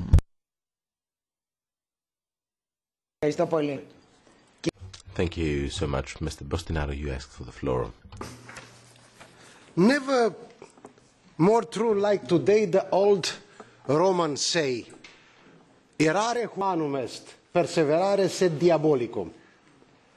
I say that because I wonder if the Commission do have an assessment when it's enough, when errare become perseverare, when enough means the Commission will finally act in a preventive way and not in a post factum or post mortem one. Because we've been told, and we have here the answer, the reply of the Commission. They say yes, infringement, yes, inspections, yes, Malagrotta, now Malagrotta 2, but even more, Monte d'Ortaccio. If those things are happening every day, every month, after 2 fact-finding visits of the Petty Committee on the same very topic, after media was fully covering the scandal produced by those landfills, after so many problems are persistently and obsessively still going on, when it's enough for the European Commission, when a government can systematically fail in improperly implementing the EU and national legislation, and to finally take decisions, to finally take measures to stop it, just stop it.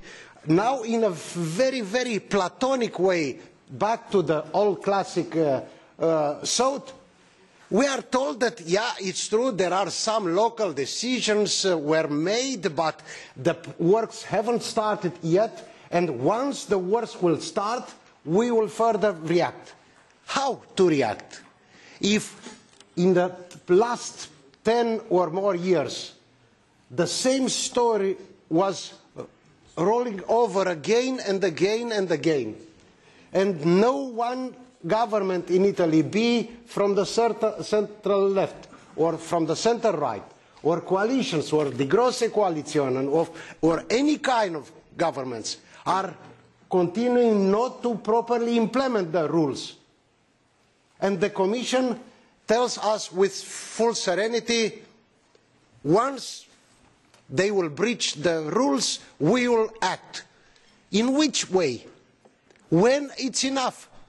When is the red line? Because I want to tell to the Commission, those to pay the fines are the Italian citizens. They are the ones from the Italian budget to pay the fines. It's the Italian people to suffer. It's the community to suffer. And then how to redress the situation with Malagrota is now fait accompli after, as I'm maybe wrong, something like 20 years. And the people are still suffering, and it's not enough.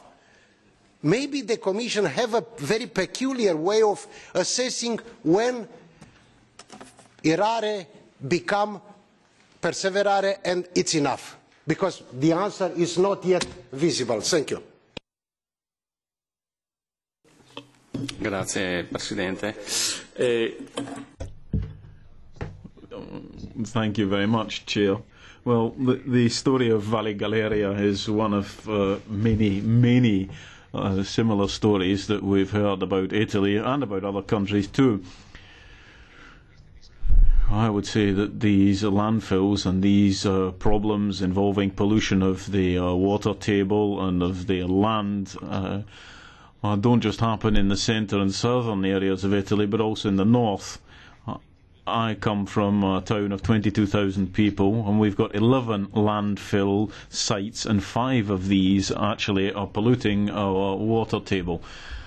In the northeast of Italy, we've got significant resources of fresh water, but fewer and fewer of these are actually potable because of the way that landfill sites are being managed and the way that they are polluting our water table. I think that the Commission needs to examine this more clearly, and I would echo what the previous speaker has said.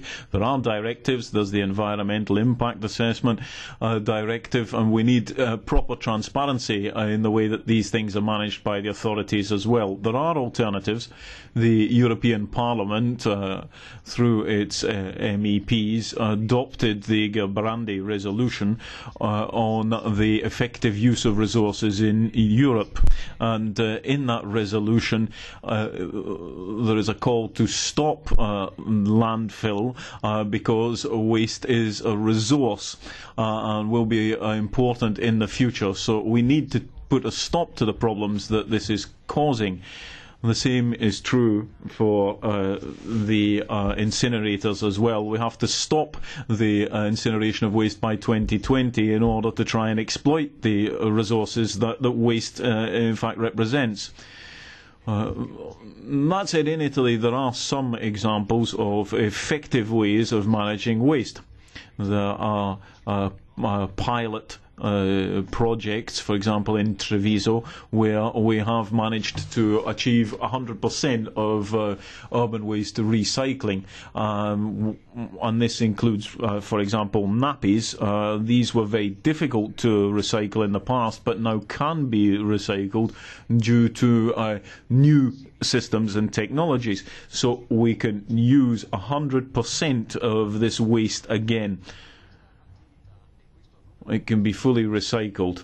Now, we've asked the Commission to look at this, and we're hoping for legislative initiatives in the future, and we're hoping that there will be financial support for these through the resources which are recovered through these recycling centres.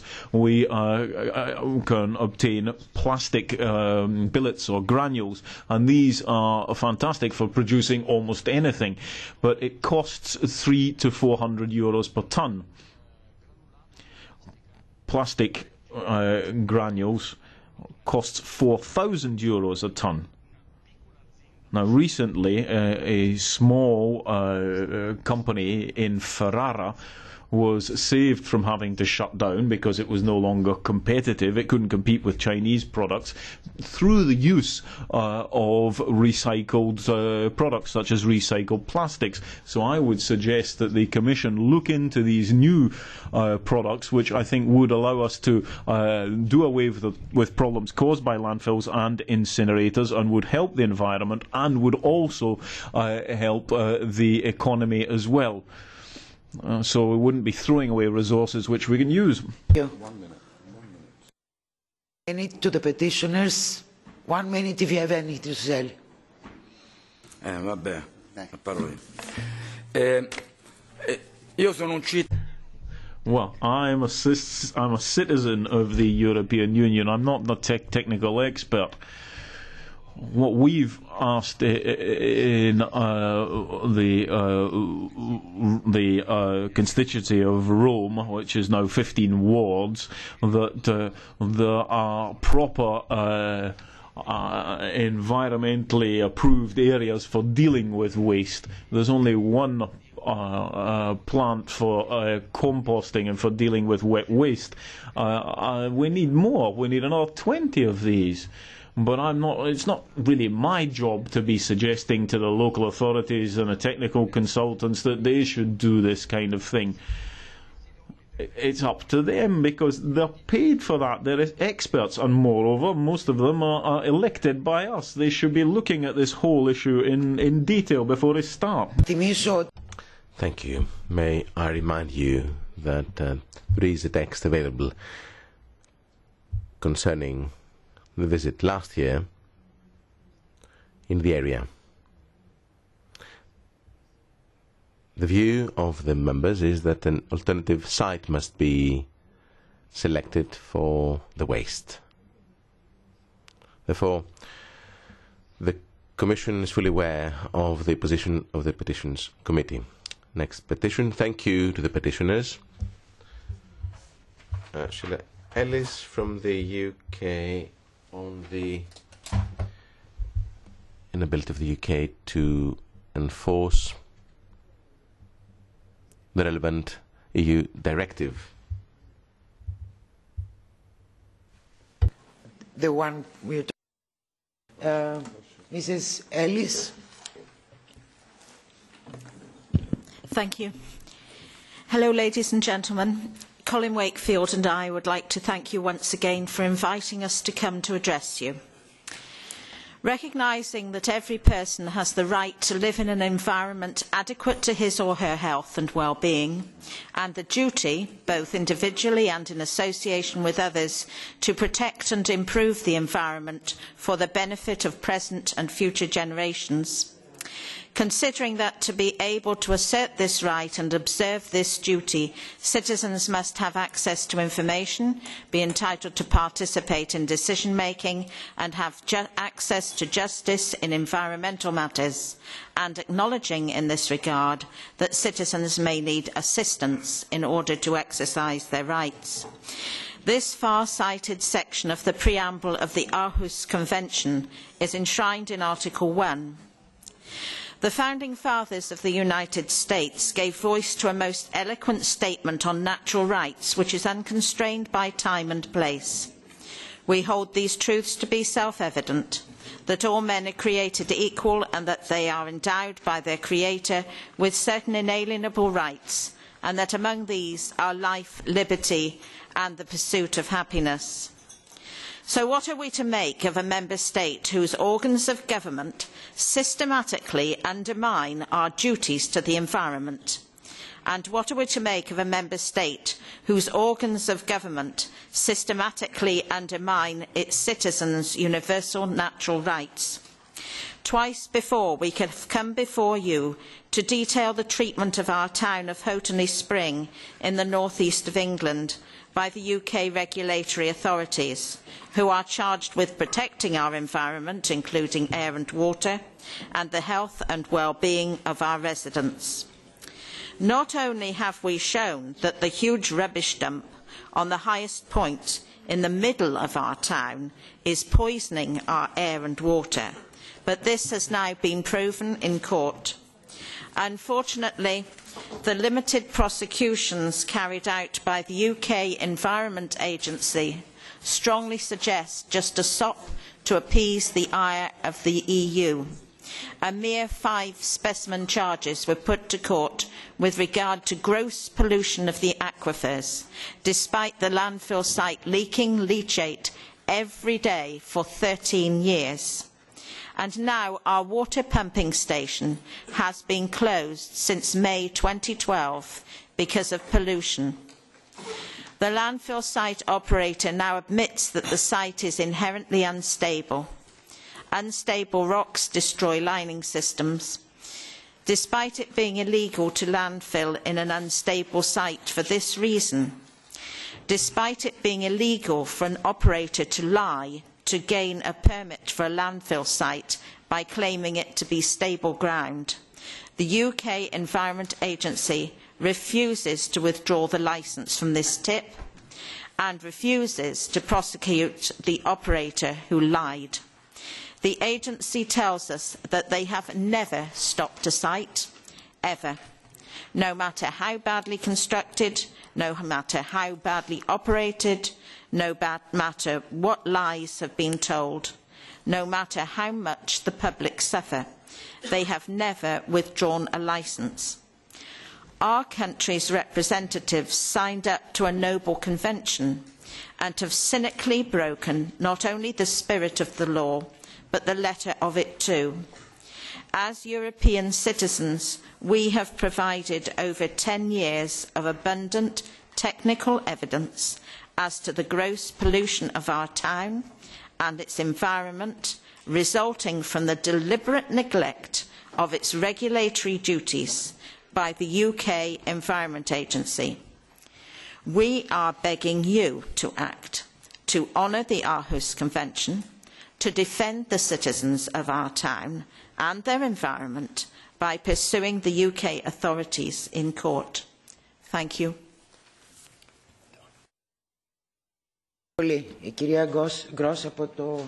Mrs. Gross from the European Commission. Thank you, Madam Chairman. Since the last update that was given by the Commission in June, we've now received further information from the UK authorities. The Commission was particularly interested to receive information on the groundwater situation, and as the petitioner has explained, we were also informed that a prosecution of the landfill operator had finally been taken to court after some delays. According to the UK authorities, this related to the pollution of groundwater underneath the landfill site caused by a haulage road built across the site in 2008. The operator was found guilty and fined £105,000 sterling, including costs, which we understand brings the total to about £130,000 sterling.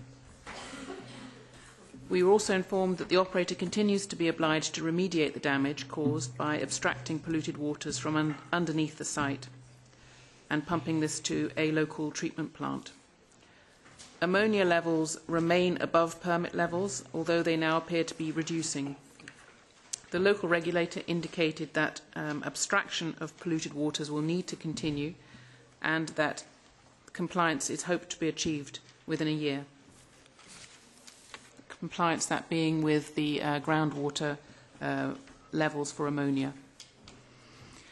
We're informed that an additional monitoring point downstream has also now been installed after some delay to try to check the flow of the polluted waters. Monitoring results for that will be available within the next 2 to 4 weeks. However, we were told that sampling points further downstream at the drinking water aquifer show ammonia levels have remained compliant with the Drinking Water Directive standards. With regard to the future of the site, there have also been developments. The Commission was informed that landfilling of domestic waste has now ceased. An application is now before the authorities to allow the site to continue operations for another 5 years, but only with inert waste. And they hope that this will allow the site to be filled and levelled and finally closed. The fact that no domestic waste will continue to be landfilled there should also reduce any odour nuisances for local public. The application for this new 5-year inert landfilling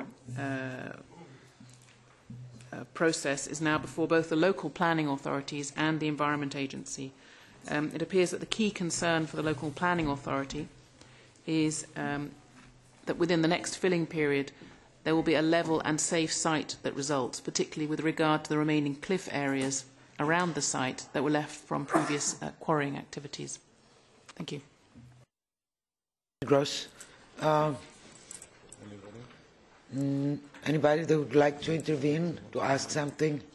If not, I'm just shocked that it's more than 10 years that this situation is keeping on, and it's really embarrassing. Anyway, Mr. Bostinaru. There are several questions here. First, it is a clear violation of the Waste Directive. It is a clear violation of the Water Directive. It is a cumulative effect of the pollution which do affect, through the contamination, the underground waters. These have been confirmed by the drills. And if there is a clear violation, why was necessary to, after 10 years, a decision to be ruled out by a court? Why so late? Second, why the Commission was so calm when seeing the clear violation of the mentioned above directives? And finally, what about the principle polluters pays? Because this is a clear case when the polluters should pay for the pollution, for the decontamination, and also for the collateral works which have to be carried out in order to eventually clean up the site. Thank you.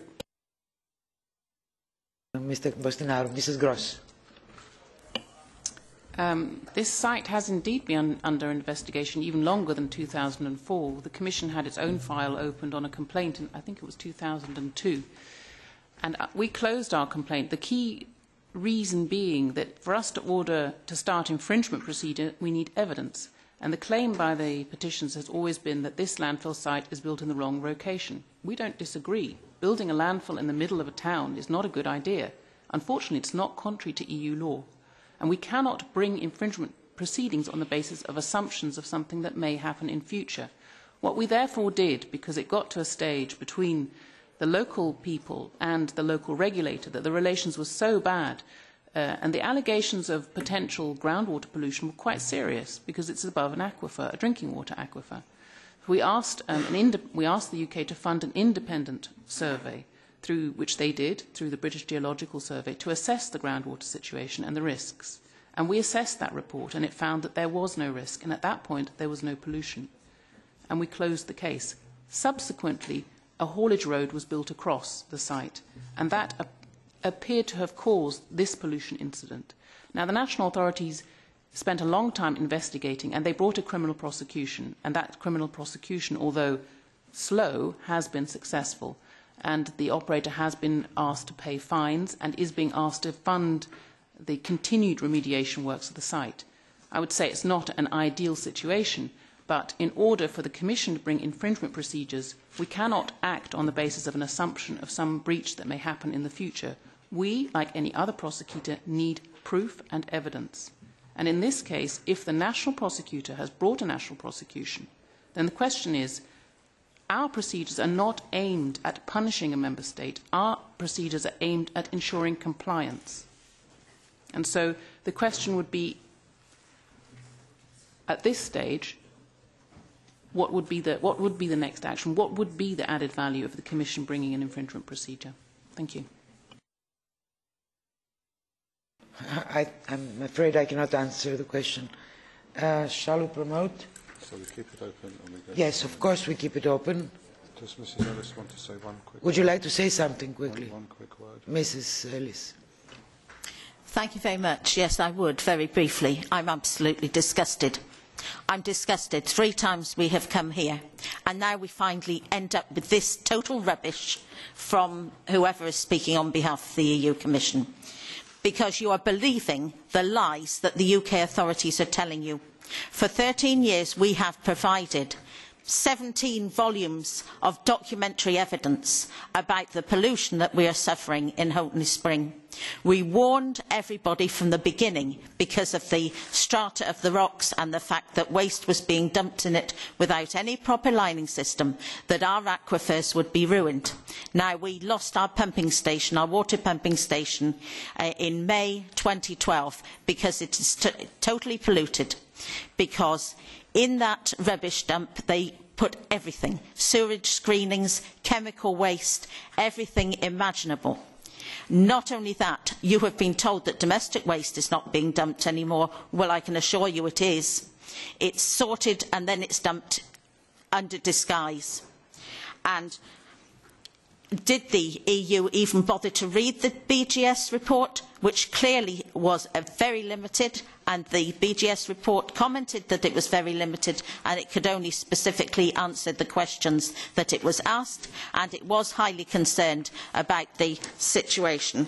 And as far as just applying to continue for another 5 years, the operator has applied to continue for 17 more years, and it's been dumping for over the last year without any planning permission at all, because its planning permission ran out. Now, it's absolutely appalling, and in the meantime the local authority has granted permission to the operator, Biffa Waste Services Limited, to blow up a large section of the cliff, which will make a much bigger hole. And blowing up this area right in the middle of the town, when the previous quarry operator used to do blasting, people's houses were damaged.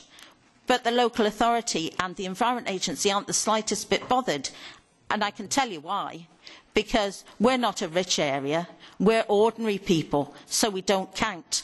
And we came here as European citizens and we trusted you to take care of us, because our local authority wouldn't, because for some reason or other certain officials wouldn't do anything to help us. No, they preferred the rich landfill company instead. And we brought this to you back in 2002. And the UK authorities lied to Europe, so Europe dismissed our original plea, and I proved, and then they asked for their lies to be kept secret from us. And then when we found out what the lies were, we proved they were lies, and you were kind enough to reopen our plea to you. We've waited now for 10 years for you to help us. And that's all I want to say. I want Europe to act, because our own authorities won't. They've done a prosecution on 5 counts saying that the pollution came from a haulage road. It most certainly did not. I've given this Parliament, this committee, photographs of the fact the site wasn't lined properly, photographs of the fact that the rocks break up and subside because there was mining underneath in 7 seams. And with the cessation of mining, the water rises underneath and the rocks move. And then what little bit of plastic lining you've got there just collapses. It's an appalling situation, and I can't put it to you forcefully enough.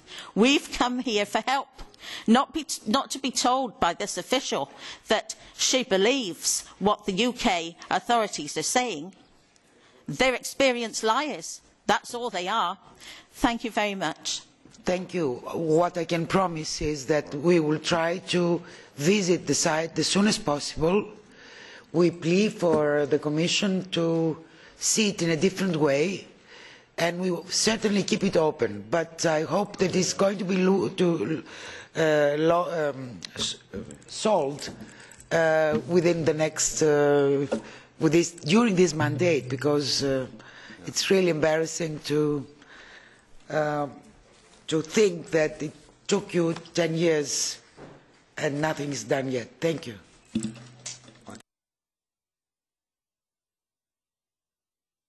Petition number 19, birds, protection of birds, violation of the protection of birds. No, it's 18 as well, isn't it? It's against Cyprus. No, 18. All right, yes. Andrea Rutigliano from Italy. Petition.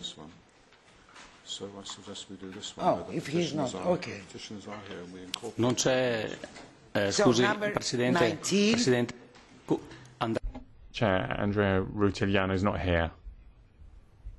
I spoke to him an hour ago. Can I speak about this item, please? Please do that.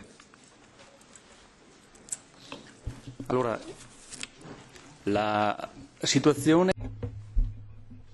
The situation regarding Cyprus and the Birds Directive is still in a critical phase. Now, last May, I went to Cyprus to an anti-poaching camp set up by CAPS, which is the Committee Against Bird Slaughter. And they monitor what's going on with poaching. Regardless of the bans under the Birds Directive, birdlime is still used. It's a sticky substance that is put on sticks, and in the spring and the rest of the year, thousands of migratory birds are caught. I spoke to Andrea Rutigliano. He's part of that association, which is based in Germany, but it has outposts across Europe. There are 9 people involved. And the situation is still very serious. There are many infringements, although there have been more checks during the spring from the local authorities. There are 2 seasons. There's poaching in the spring where 300,000 birds have apparently been illegally caught. And then there's the autumn, 2 million illegally caught birds during that season. There are many parts of the island involved in poaching, particularly in the south, in the Cypriot part of the island, says the speaker. Now, safeguards in the autumn period are not enough. The situation is very serious, particularly in the UK military area. There are 2 areas there, Sirafago and Ormidia, and the Cyprus police can't enter into that area. And the UK police, who have competence there, aren't doing anything at all. So it's become a free area for poaching. Looking at the Commission documents I've seen, it talks about activities between the 2 authorities. And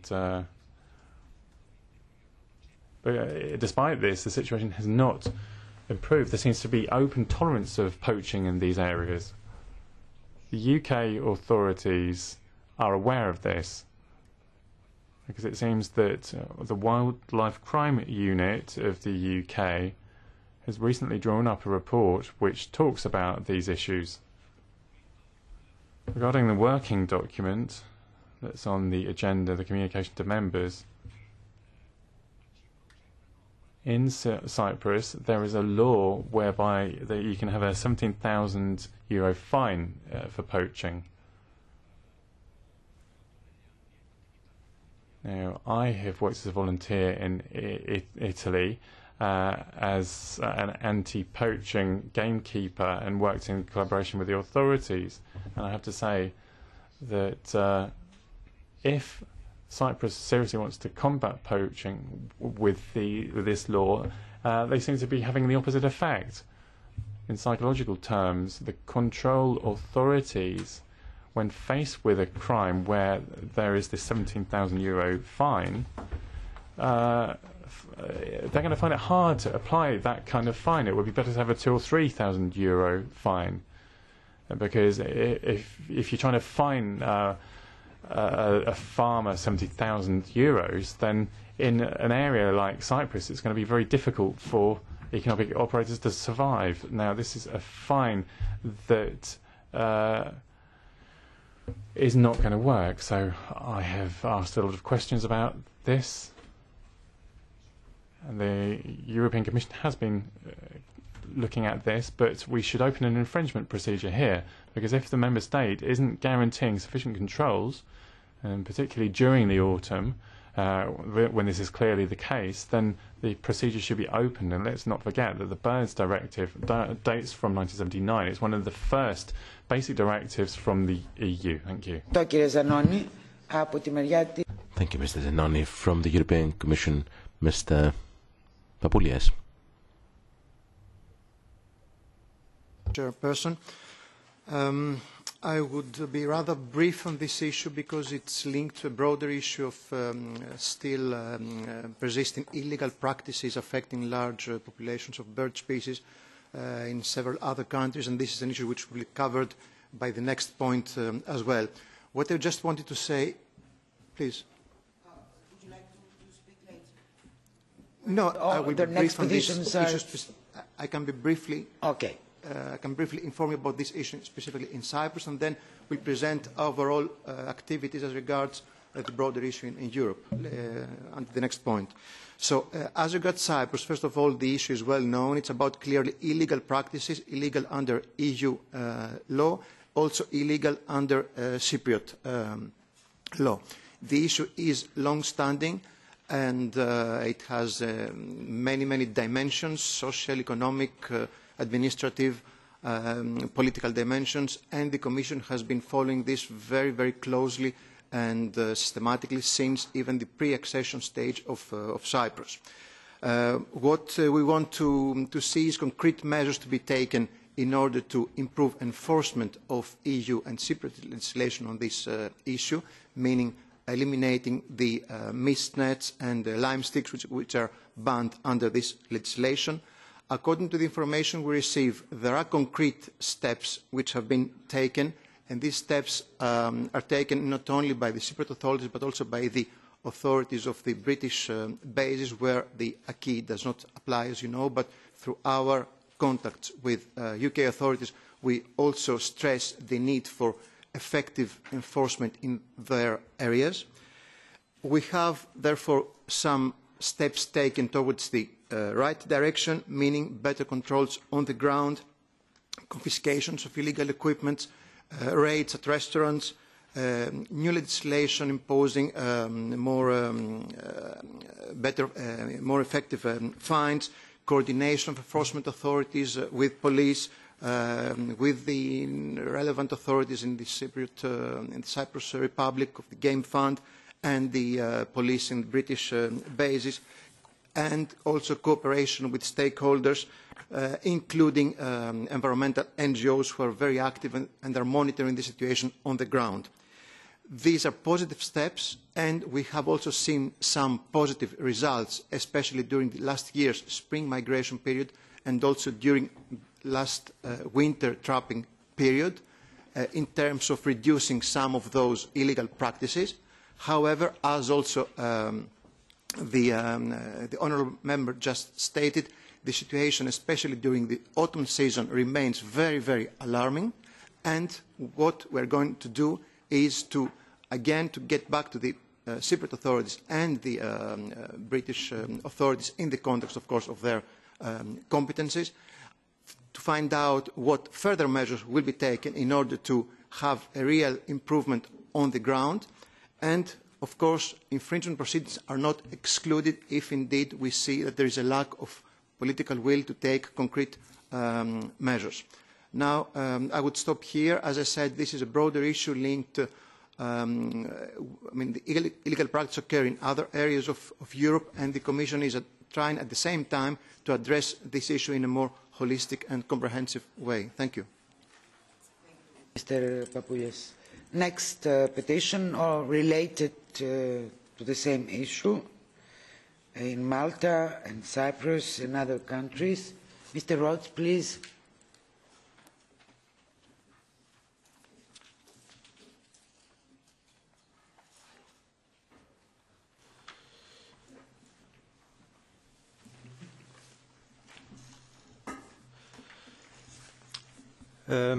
Goedemiddag ondertussen, dames en heren. Voor eerst... Well, good afternoon, ladies and gentlemen. Good morning, I beg your pardon.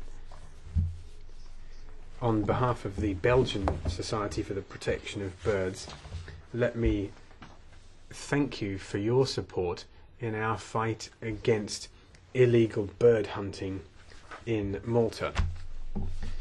Many birds spend the winter in Africa and then fly thousands and thousands of kilometres back to Europe. There are plenty of dangers on the way. They can get lost, diverted by storm winds and what have you. It might also be the case that they can't find enough food to build up the fat required for the long journey across the Mediterranean. Many are also fall victim to natural predators and predatory birds. But this is all part of the calculated risk that's built in by nature, and those who survive maintain population levels. However, 1/4 of migratory birds are threatened by human activities. Many of them, these migratory birds. The most dangerous thing for these migratory birds is the hunting in the Mediterranean. In Cyprus, Malta and Greece, millions are shot for sport or trapped.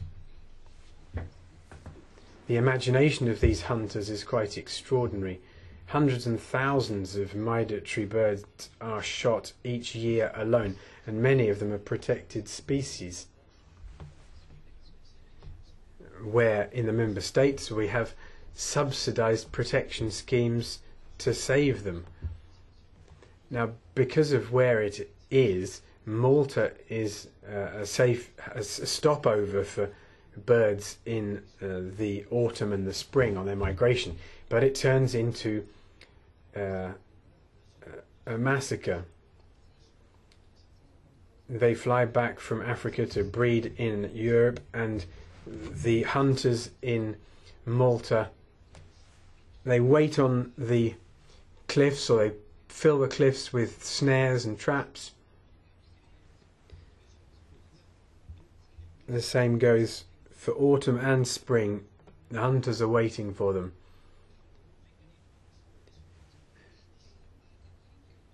Three million finches are trapped and killed, but other types of bird are also traded.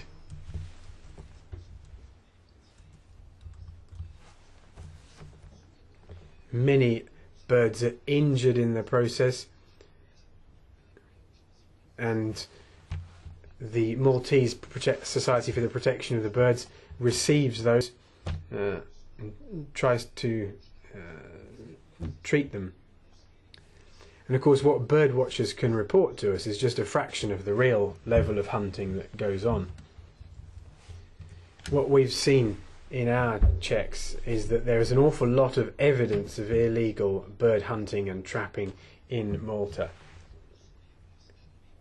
The shooting has got worse because the two parties made an agreement before the last elections, saying that they would come to an arrangement to prohibit finch trapping, but that still hasn't happened. A number of birds are still hunted, but hunters no longer, for example, have to have a coloured armband to identify themselves. Even fewer hunters are formally registering. Malta has 66, or needs 66 policemen to monitor hunting during the open season. There are laws in place,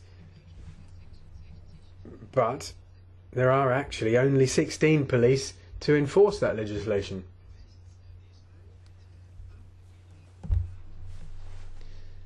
The fact that hunters no longer have to wear a coloured armband really shows that the Maltese authorities are doing nothing to correctly implement the directive.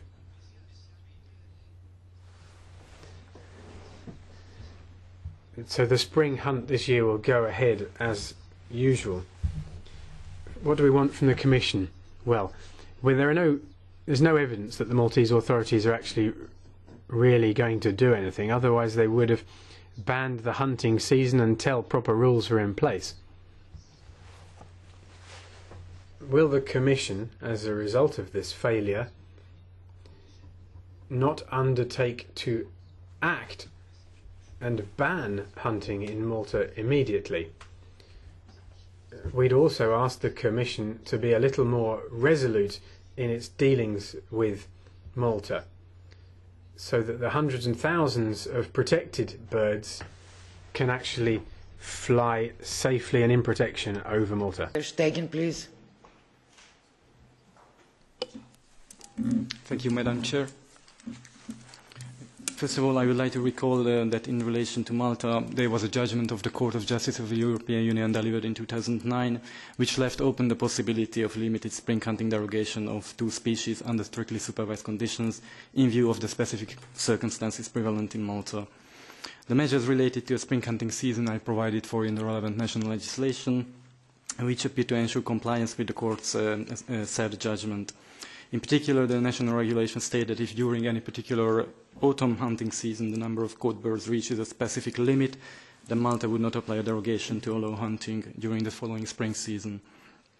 Moreover, national legislation has also introduced a number of controls in relation to a spring hunting season, including bag limits and quotas, restrictions pertaining to time and places, as well as a number of reporting requirements. With regard to the opening of this year's spring hunting season in Malta, the government has informed the Commission that following the assessment of the information made available by the Malta Ordinance Committee, which is the government's scientific advisory body on bird hunting issues and derogations under the Birds Directive, and having regard to the autumn bag data for the previous autumn hunting season, it was considered that the conditions for applying a derogation this year in Malta were met. The Commission took note of this decision of the Maltese government to open a spring hunting season this year and recalled the importance of an effective and efficient enforcement on the ground to ensure that the derogation is strictly supervised as required under the Birds Directive. In this context, I would also like to clarify that the Commission has no powers to intervene, to suspend or to close the ongoing spring hunting season because of the alleged widespread illegalities. Any such decision may only be taken by the national government.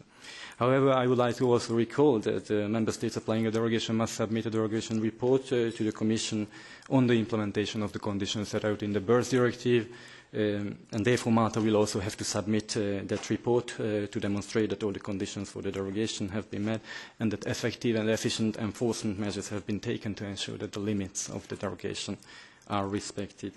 The Commission will carefully assess this report together with all the other reports that may be submitted by relevant stakeholders, including bird protection organisations, with a view to see whether the derogation has been applied in line with the strict conditions of the EU's Birds Directive. Now, with regard to the issue of illegal killing of migratory birds in Malta, it should be recalled that it is primary responsibility of the national law enforcement bodies to take all the necessary and appropriate measures to combat such illegal practices. The Commission has already raised this issue on a number of occasions with the Maltese authorities, and it is understood that in recent years Malta has started to take certain measures to address these issues. For example, the penalties for hunting-related offences have been doubled over the past few years, and a substantial number of prosecutions may also be noted according to the information that was provided by the Maltese authorities. However, the extent of illegal killing of birds during the spring and autumn migration in Malta is a matter of concern, and therefore the Commission is expecting the Maltese government to continue to step up enforcement to prevent these issues, and to ensure that any violations of bird protection laws are properly investigated to lead to prosecutions and convictions. In this context, it should be also acknowledged that illegal practices affecting bird populations, not only illegal shooting but also poisoning, illegal trapping and trade, occur in several member states in Europe, not only in Malta. And therefore the Commission, as my colleague has indicated, has agreed in consultation with member states and stakeholders on a list of specific actions to address these problems, covering areas such as monitoring of illegal activities, information exchange and awareness raising, prevention and enforcement improvements. The identified actions need to be implemented by member states, stakeholders or the Commission. Among other actions in this field, the Commission has initiated a collaboration with the so-called IMPEL network, the European Union Network for Implementation and Enforcement of Environmental Law, which is currently working on a project on illegal killing, trapping and trade of birds in Europe. And IMPEL is also organising its annual conference in Malta this year in October.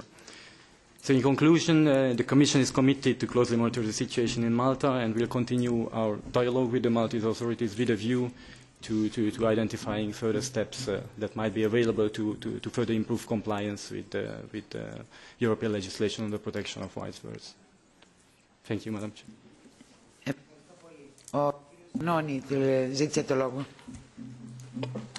Grazie, Presidente. Thank you, Chair. Well, regarding Malta, I'm aware of the situation, this illegal situation, which goes back quite some time. It is an entire infringement of the Birds Directive.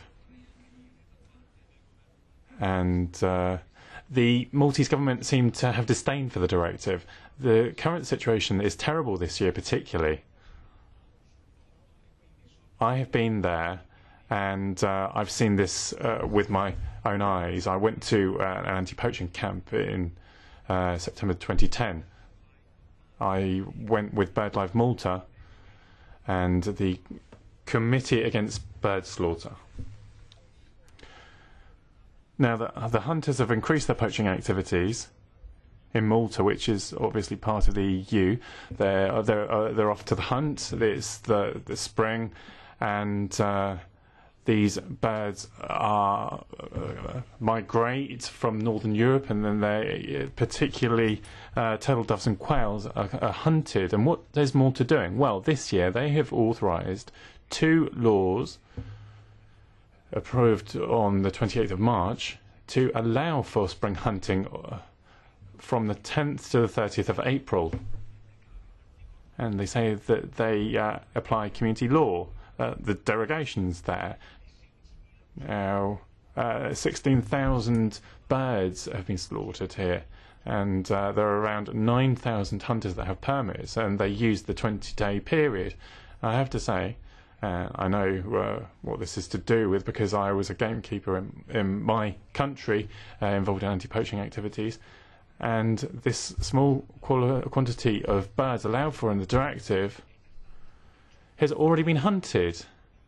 They've already reached the threshold, not only in the first day, but just in the first few hours of hunting, they reached that number. So the Commission doesn't need any reports or anything, because the law already sets up this situation where they're laughing at the Commission, the Parliament.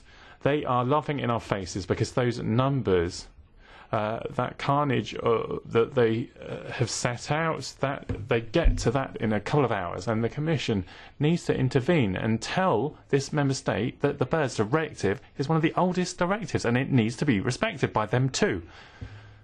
They should stop ridiculising everything. Now, as the petitioners have said, they've made all these kind of promises and so on, and this awful derogation has been extended from last year.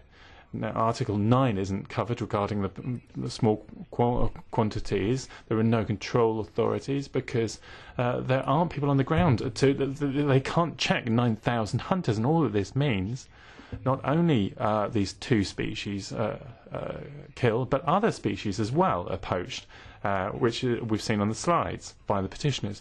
So anything moving is hunted because the authorities don't want to carry out checks, because they've said that quite clearly. So I would expect the law to be the same for everyone in all member states. Malta too. The only language that these people understand are sanctions. So let's open an infringement procedure. Let's get this new ruling going with penalties. The first ruling that you will remember from the derogation, that is the one in Article 9. So this flies in the face of that article completely. Now, we've seen that there are 7 petitioners on this, all of them European. Now, I went to the Commission and asked them a few days ago for intervention from the Court of Justice. And I've had lots of emails, calls from people across Europe. They're all scandalised. This is a public issue now. There are 7 petitions today on this. There's no more time to be wasted. And let's have a bit of pride and make these people in Malta stop laughing at us. Thank you, Mr. Zanoni. Our committee will exert pressure on the European Commission to launch the procedure you're proposing. Anyway, we will discuss this with the coordinators. This is something that should be of concern to all European citizens. Sorry. Madam Chair and distinguished Commission, my country, Romania, have the largest biodiversity reservation in Europe, Danube's Delta. With this policy you just mentioned before, in less than 1 year time, Danube's Delta will be completely devastated. Why the Commission do accept the double standard? In one hand, the Danube's Delta to be properly treated, to be properly protected, to prevent and to avoid any damages to the incredible biodiversity of the Danube's Delta, and in the same time you do accept bird slaughtering, because what happens in Cyprus and in Malta is just birds slaughtering.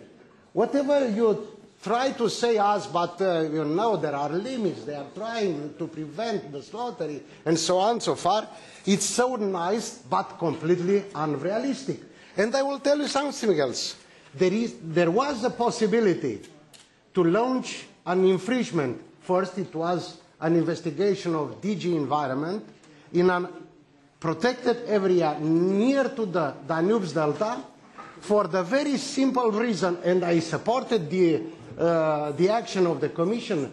It was an attempt because they were considering, when installing a larger number of wind farms, this will impact the birds' trajectories, migrant birds, when coming from north to south. So we in Romania, we have to pay attention, and also some of our Romanian European money, to protect the migrant birds from north to south, and to prevent to install more wind farms. And you do accept, and it is your complicity, I will say, that bird slaughtering to happens in Cyprus and Malta. Tell me, Mr. or Madam Commission, where is the equal footed treatment? Because I see no one. And the second, how it's possible today in the European Union, not in Africa, not in the safari regions, but just in Europe, member states to allow this treatment? The 2 countries you just mentioned before are Schengen system member states. I know very well that with the today equipments, we can see butterflies, we can see insects, we can see the smallest. No, but I'm just outrageous. I'm furious, Madam Chair, because it's unacceptable not to see when slaughter happens, and the Commission to tell, but there are special agreements, there are provisions, transitional ones, and so on and so forth, which is just blah blah. the Commission should implement the same standards like in my Danube's Delta bioreservation area. If not, why Romania to spend more money, or why Romania to have such a large number of birds when killing people in Romania? Tell me where is the equal treatment.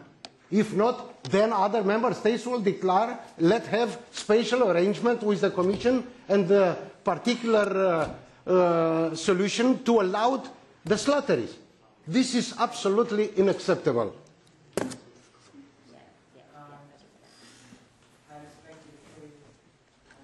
With you. Let's go to the next. No. Would you like to say a few? Ja, iets heel klein. Gewoon om te schetsen. Yes, if I could just briefly reiterate how serious the situation in Malta is.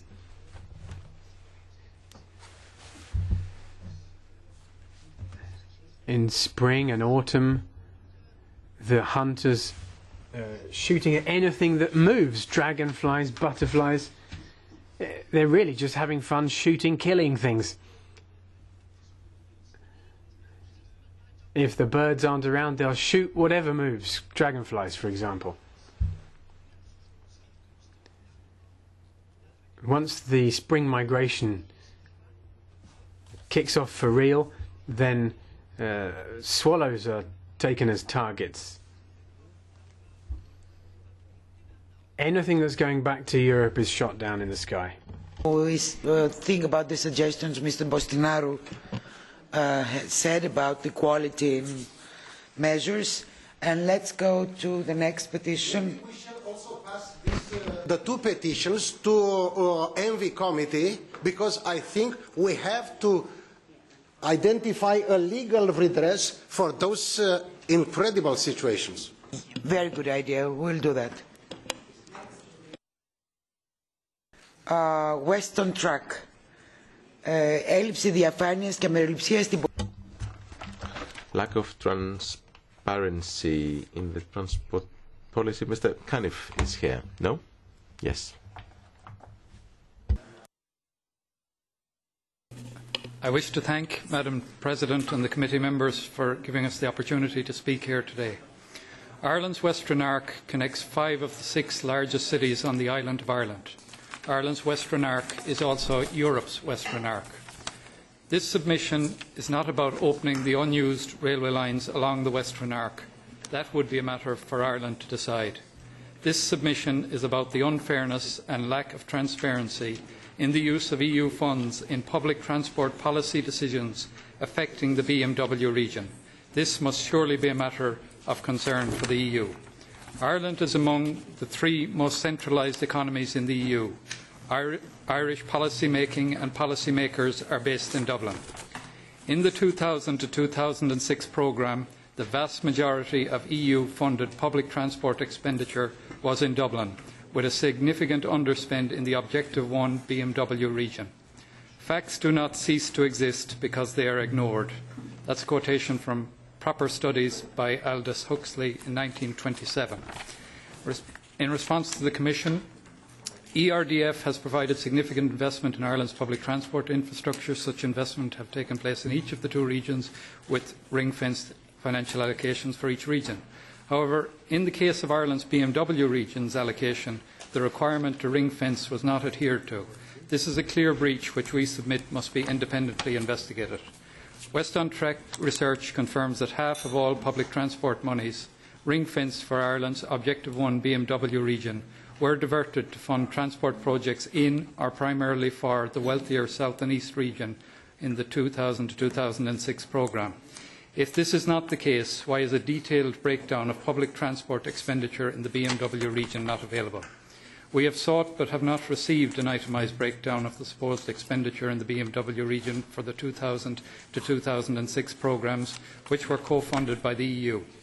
West on Track is not aware of any ex-ante public consultation having taken place in the BMW region for 2000 to 2006, and it is certain that no public consultation took place in regard to the 10T from which citizens of an entire region have been excluded.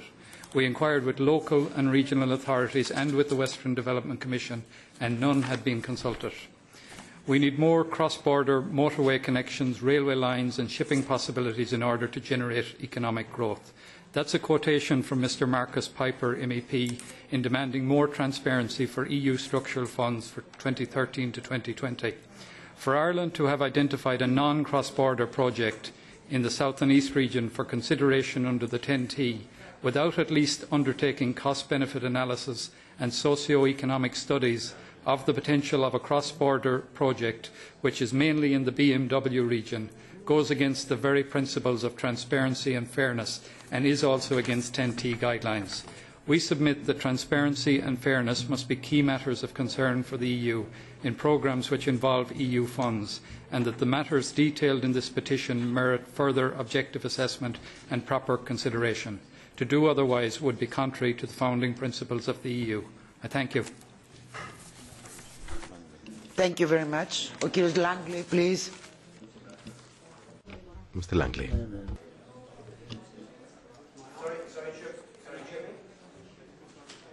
Mr. Langley? Yep, I'm here.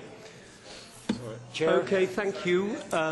Just a minute. Chair, members of the Petitions Committee, my name is Peter Bowen Walsh, a veterinary surgeon from Sligo in the northwest of Ireland, on the periphery of Europe. I believe the core values of democracy, solidarity and cohesion, governed by transparent regulation, strive to provide equal opportunity for EU citizens. As a veterinary surgeon, I must conform to the regulations and strictures of the Veterinary Council of Ireland enshrined in Irish law. If I transgress, I can be censured. Such principles of regulation are accepted as the norm across the EU. For citizens to progress towards equal opportunity, it is vital that there is fairness and transparency in how the EU and the Member States interact and conduct their affairs, especially when allocating EU funds. West on Track, a voluntary community organisation with no political affiliation, contend that our status as EU citizens is diminished by the unfair way our region is treated. We need proper infrastructure in the North West to halt the ongoing social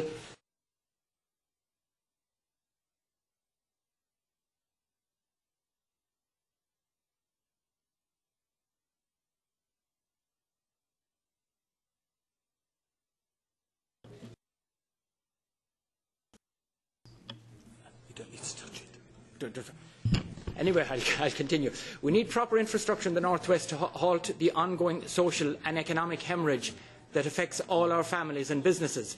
Our proposal should not be denied consideration. We need this so future generations can live full, productive lives, enjoying parity of esteem as equal citizens of Ireland and Europe. The Western Arc is a cross-border project with interconnectivity and freight potential.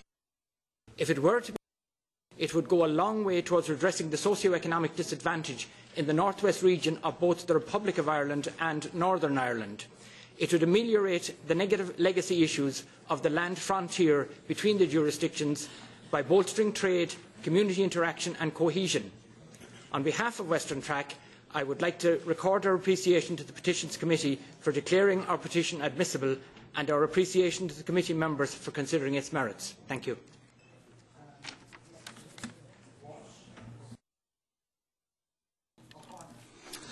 Madam President, my name is Paul O'Connor and I set up my own accountancy firm and I work and live in the northwest of Ireland. As a small business owner who started trading in the middle of our worst recession, I understand the importance of good infrastructure and planning.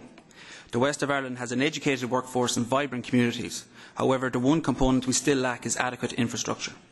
Better infrastructure will encourage new businesses to set up along the west coast of Ireland and also serve as an efficient countermeasure to the inequalities which exist between the east and west coast of Ireland.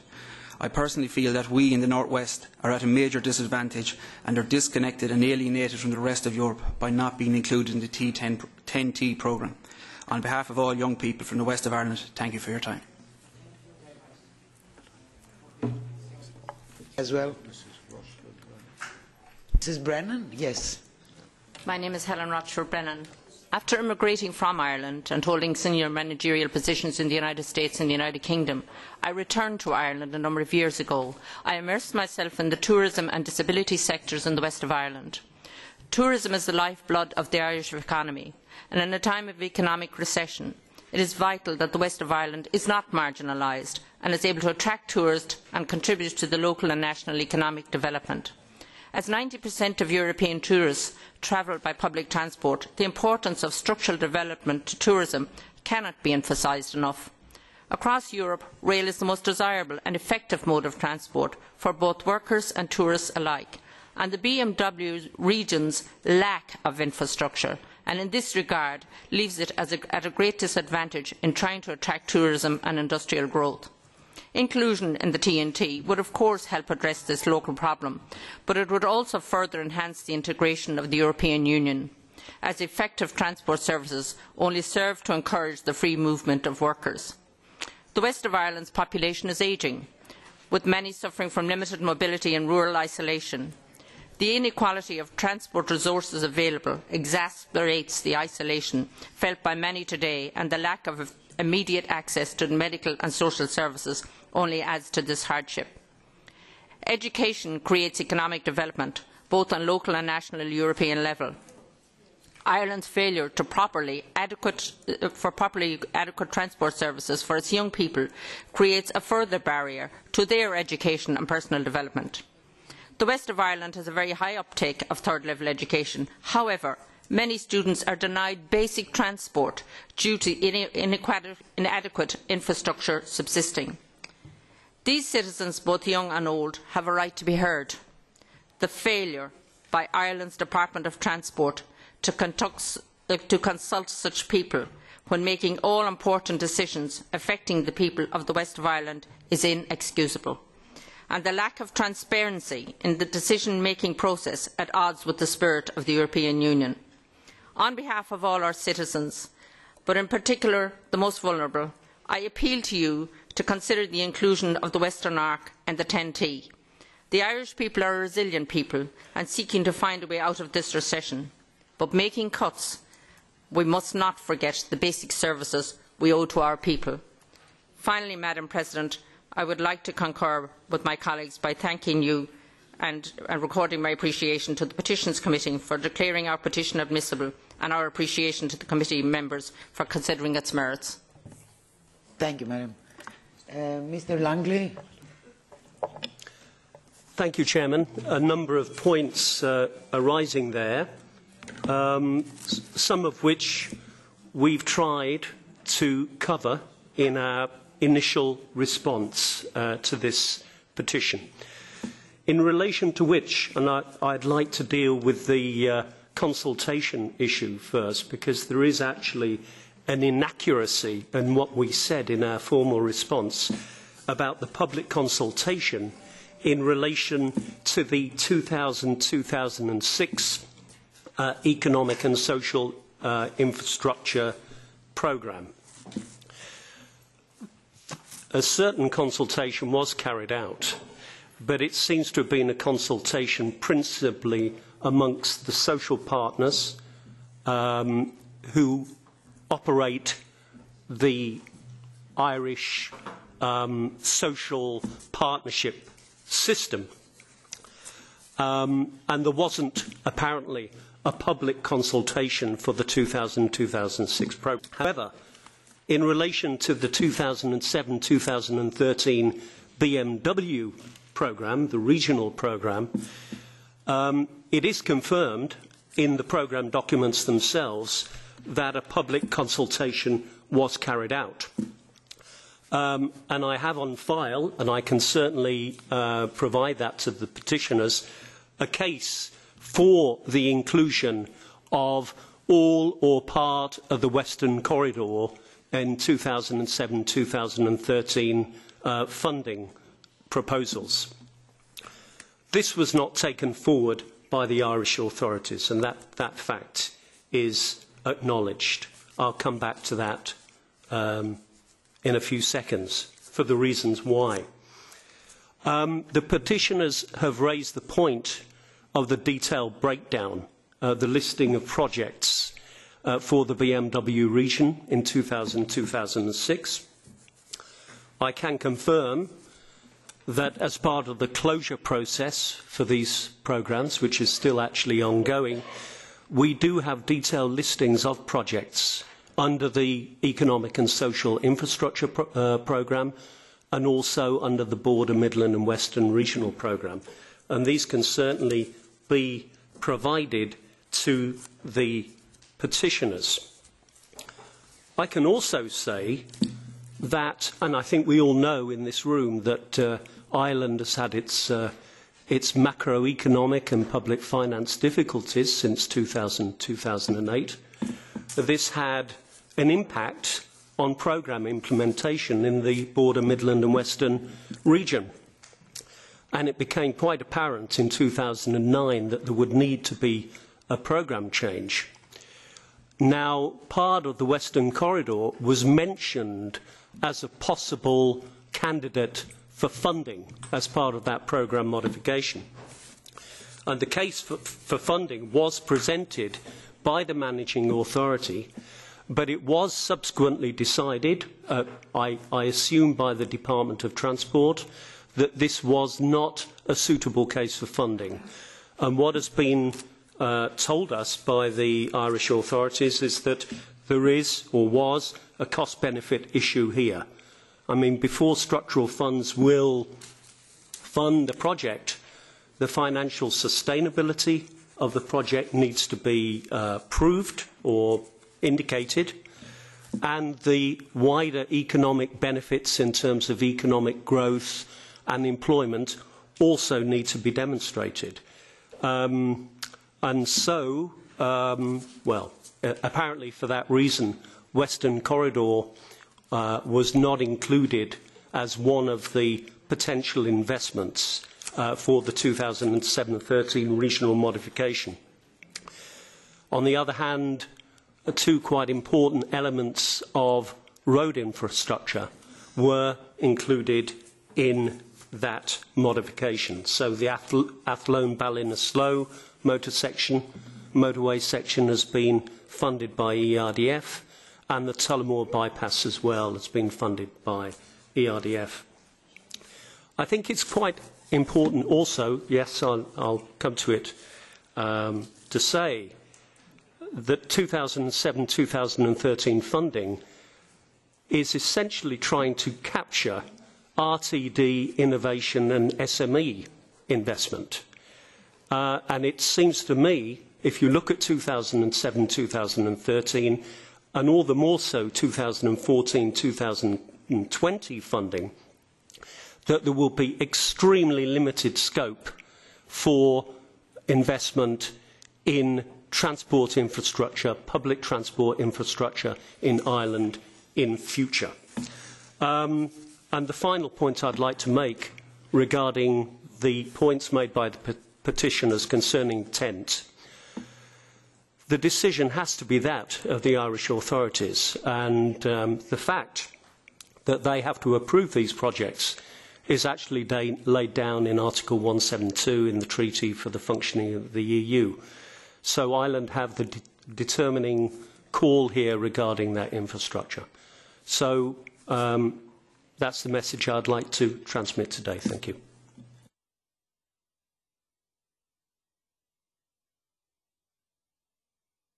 Mrs. Harkin. Thank you. I know we're running out of time, so I will be brief, because I want everybody to get a chance to get in. I suppose, listening to the earlier petition, citizens come here because they believe there is an issue, whether it's to do with European funding or to do with the dump or whatever, and they want to get good information and to know that fairness is applied. And the petitioners here have talked about two things: unfairness and lack of transparency. Now, I've read the Commission's response. I'm going to deal with just the three issues. The underspend in one of the regions of Ireland, the BMW region, under the Economic and Social Infrastructure Programme for 2000 to 2006. According to the petitioners, 4 years into the programme, there was 10 times the spend in one region than there was in the other. Now, the Commission have said that they've got the full information and the full detail. I would very much like to see it, because that has not been available to my office when I've gone looking for it from the Department of Transport. They also spoke about a programme modification and the Western Rail Corridor, as it were, falling out of that programme.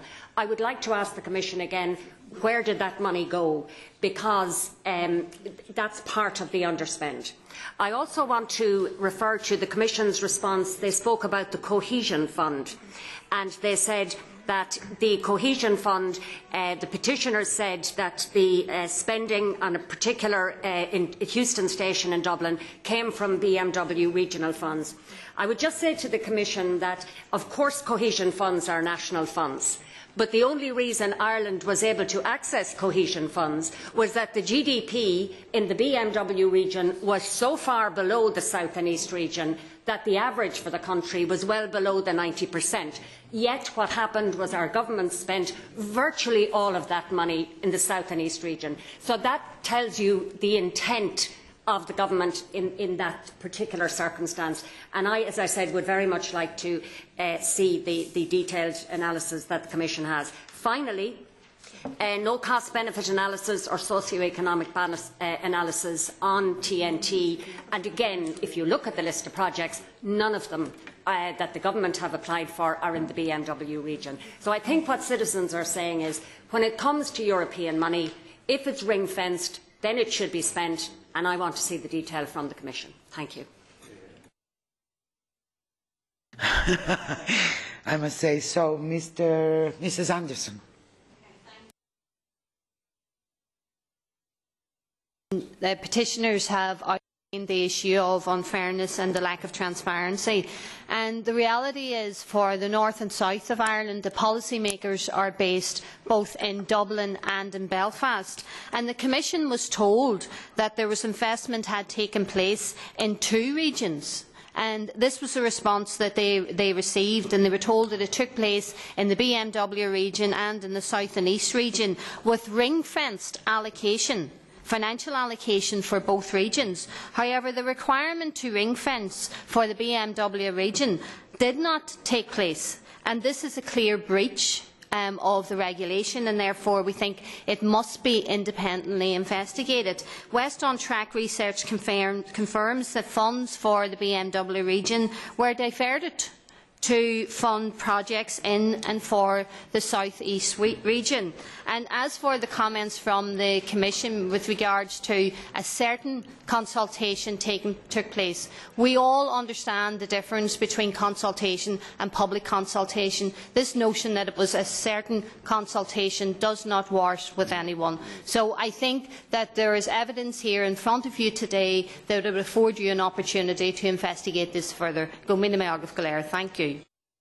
I hope the elements are coming from the Commission for you to... Yes, of course. Yeah, just 2 minutes. Thank you, Chairperson, and thank you to the Petitions Committee for deeming this admissible. Can I just say that I think you've got to just look at the map of Ireland. We are the most remote, we are the most peripheral, we are an island nation. Our next stop is New York. We're on the edge of the Atlantic.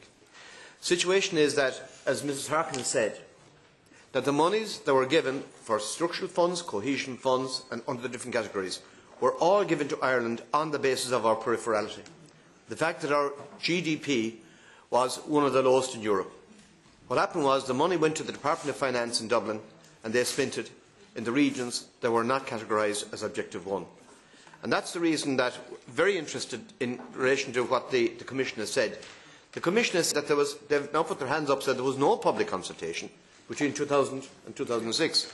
There was certain public consultation post-2006. And I want to know how much public consultation there was. The second thing is, and Mrs. Harkin has referred to this, the Commission have said that they are prepared to give us a detailed breakdown if we need it. We do need it. We need it as a matter of urgency. And the last thing that becomes apparent is that it was the Irish National Government that sabotaged the Western Track, because there was money available. I think it makes absolute sense in terms of transport, because I'm the only Irish member of the Transport Committee, and the emphasis is very much on rail as against road. And here you have a rail corridor that would link Northern Ireland, where Mrs Anderson comes from, right down along the whole way route. You have a full corridor, and yet the Irish government sabotaged it. And the last point I'll make is this: transparency. It's all about transparency, and that's the reason that these people have come here today. So I think it's game, set and match. They have presented the case very well, supported by Irish colleagues. And the final point to make, I just want to apologise on behalf of my colleague, Pat Cope-Gallagher. We have a consultation process in Ireland where members of the European Parliament are asked to address the Irish Parliament, which I think is a very good idea. And Mr Gallagher is addressing the Irish Parliament today, so I want to apologise on his behalf and say that he has given us the full support in terms of this particular project. Thank you, Chairperson. We are probably going to Ireland in September, and maybe we visit the area. Yeah. Thank you. Come to North as well. We'll plan it. Okay, now we go to the next item. Thank you very much for being here. Last. Oh, yes. We will write to the Minister of Transport as a committee to make sure and know more. Okay, now we're going to the last item. Sorry, were they? Now, let's hope we will manage with the translators. So we have Mr. Friend. Mr. Friend? The last issue, the last petition. Thank you, Madam President. Members of the Petitions Committee, members of the European Parliament, ladies and gentlemen, I am speaking this morning both on behalf of the European Blind Union and on behalf of our co-petitioner, the European Dyslexia Association. My name is Christopher Friend, and I am totally blind. But modern screen reading software and modern audio books mean that my blindness should not prevent me from reading any book that you, members of the committee, can read. I say should not, and I do not say does not, because unfortunately 95% of all of the books that you can read are never made in accessible formats for blind people like myself, or for people with dyslexia, like the EDA chairman, Michael Kalmer, who is sitting alongside me.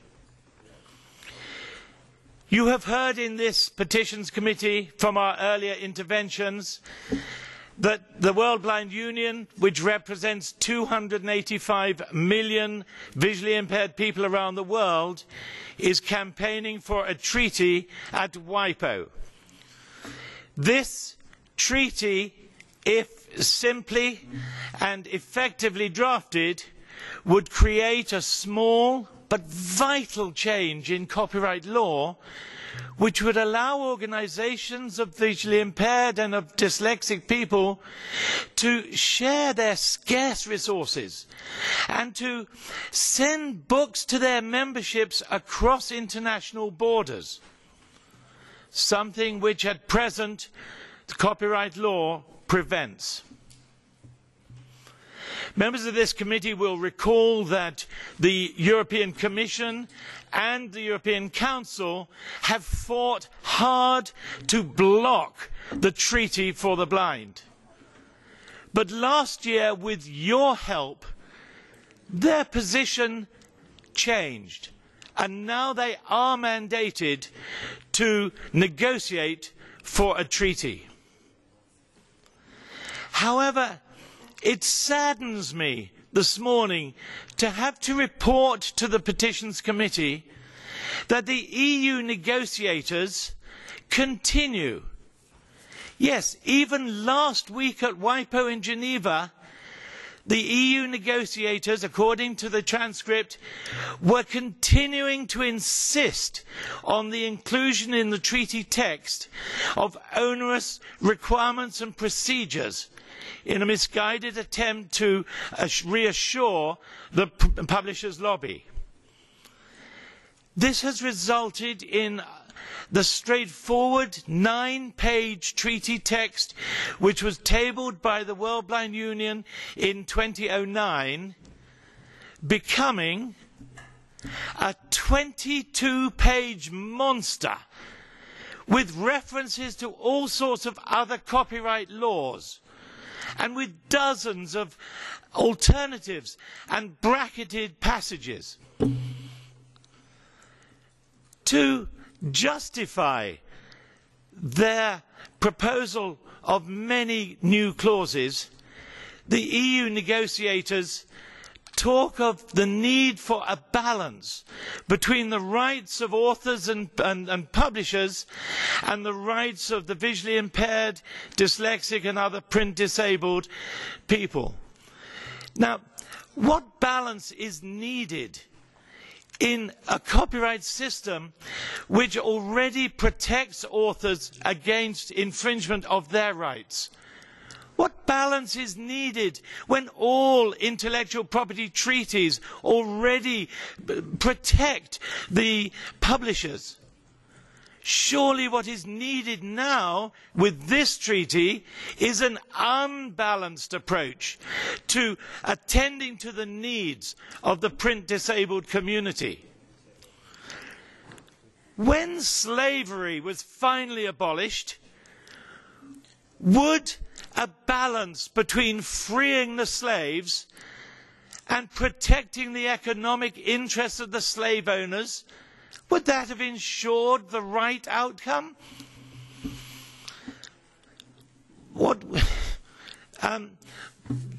We must insist that this injustice is stopped. 22 months ago, the 27 member states of the European Union and 12 other member states around the world put forward a composite text for this treaty. It had only one undecided bracketed passage. But since then, the EU negotiators and a few other member states have fought vigorously against the majority consensus at WIPO to bleed this treaty to death through over-legislation and through bureaucracy. This injustice must stop. The EU negotiators have the political influence to stop it. And if they don't, then Europe will be viewed as the villain by the print disabled community and others of conscience around the world. In the corridors at WIPO, people are joking that this is fast becoming a treaty for the protection of the rights holders against the blind.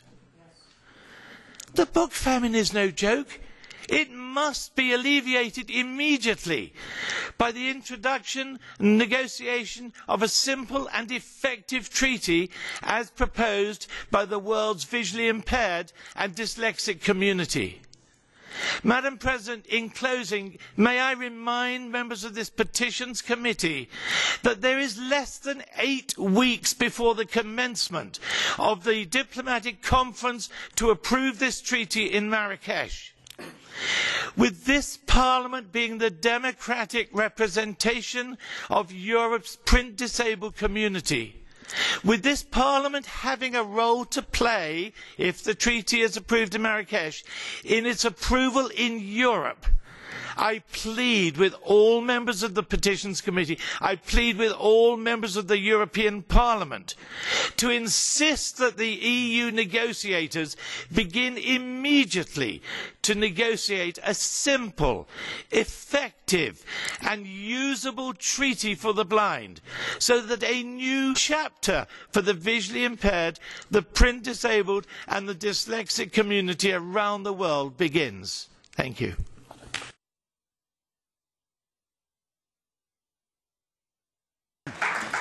Many thanks. From the Commission, Mrs. Martin Pratt, please.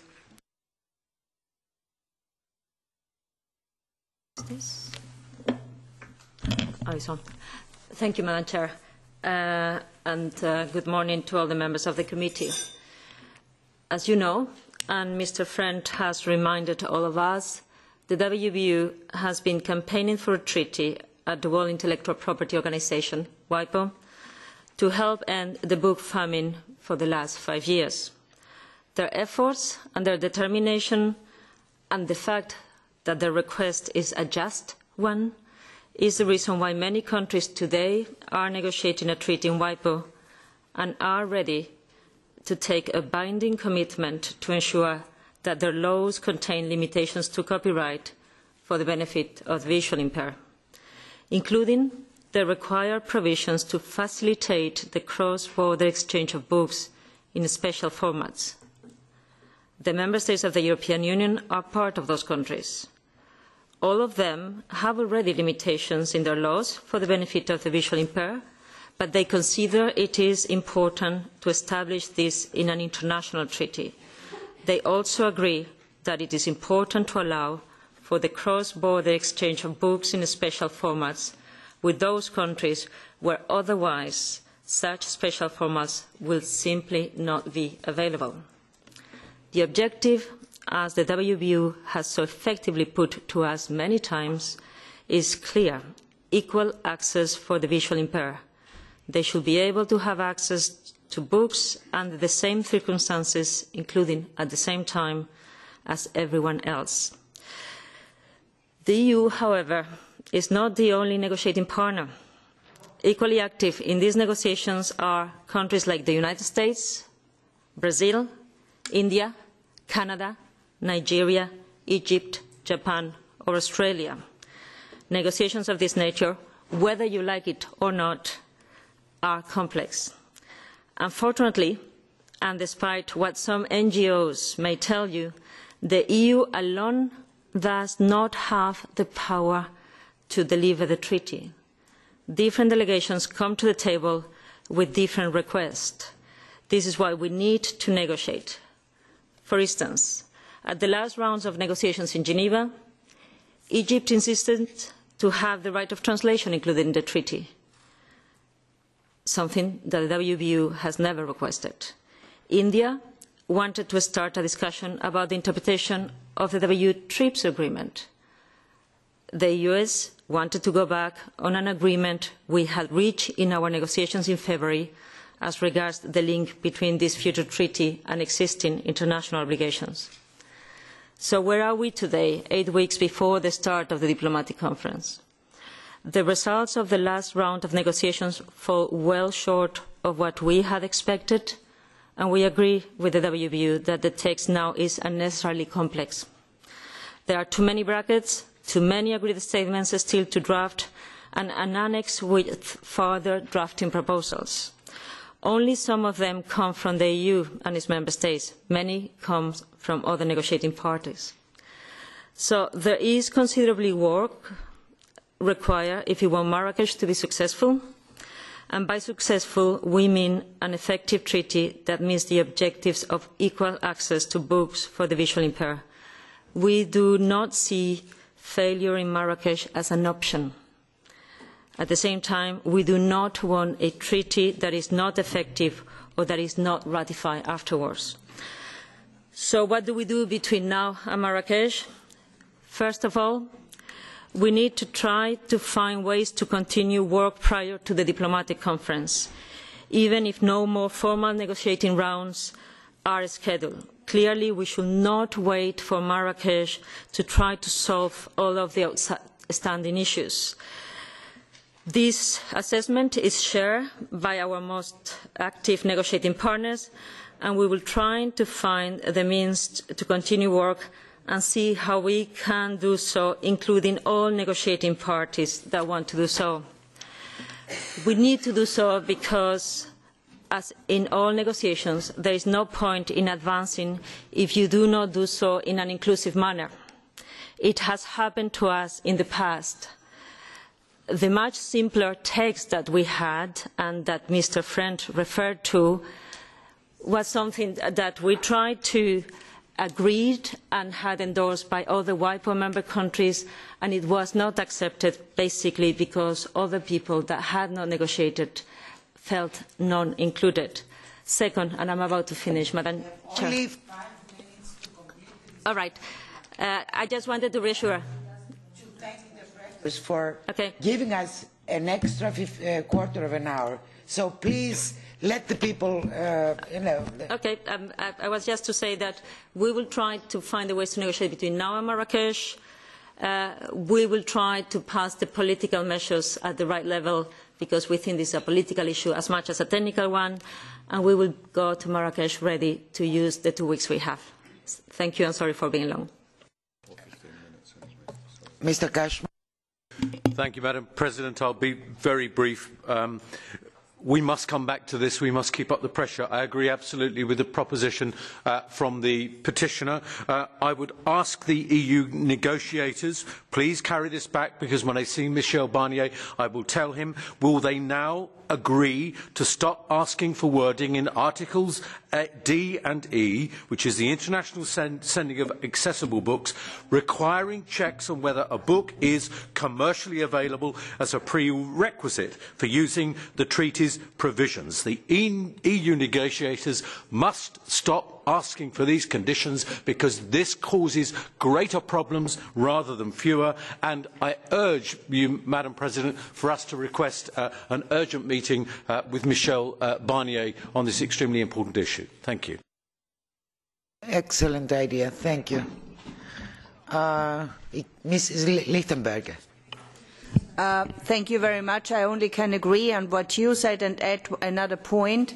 This is all about sending books or available books to private persons, because if you limit everything on organisations of blind, every hard-sighted person living in a country where there is no blind organisation at all has no access at all. So these two provisions are the ones that have been said to be brought out and defended by the European Union, and I think they make the life of hard-seeing people even more complicated than it is right now. So therefore, I really would ask the negotiating groups just to get off these two amendments.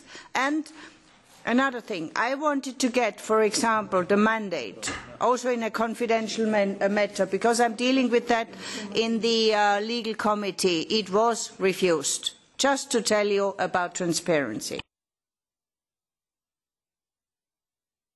Παρακαλώ, Mr. Berlinguer.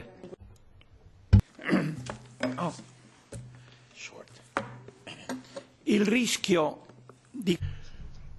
Thank you. The risk of this treaty is that, in fact, it won't make any effective changes to the situation, because a shift in the Commission's attitude and Mr. Barnier's attitude when initially they were against it, and they're now taken the important step of supporting the treaty. The risk lies in the difficulty put forward by Mrs. Pratt. The problem is that what we'll see is that the political result of having the treaty will be difficult to turn into practical advantages. Given that, the European Union has to be either responsible or accept responsibility for an inadequate result, or will have to stick to its guns and make sure that Articles D and E are simplified so they're not excessively bureaucratic.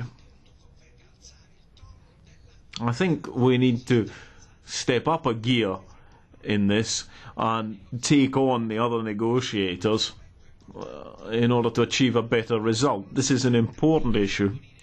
It's not just about improving commercial access. Circulation of books can take place through other ways, for example through libraries, but also in other forms as well. And I think that that's essential, and that's why the negotiators have to stand firm. Now, I work on the Legal Affairs Committee, and we debate copyright regularly, and this issue of copyright is a difficult one and is often tied to those who selfishly want to retain a certain advantage, and this can't be used against non-sighted people. So we need to take a stronger attitude. Mrs. Vetman. Very brief. I simply would like to add a very simple example so we can still remember what it is actually about. You go into a library.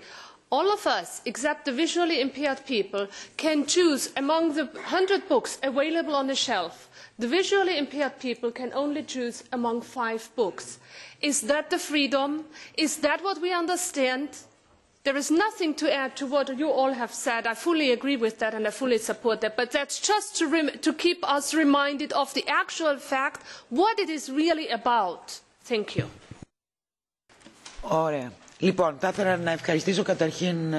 So, allow me to thank the interpreters for this additional quarter of an hour. Apart from Mr. Cashman's proposal for a meeting with Mr. Barnier, an oral question is warranted, probably during the plenary on this particular issue. This will also contribute to the direction you indicated. Many thanks to the petitioners for their presence here. At least a number of groups have announced their willingness to address an oral question. At least S&D was backing this idea. Oral question with answer in Strasbourg. Okay. Thank you.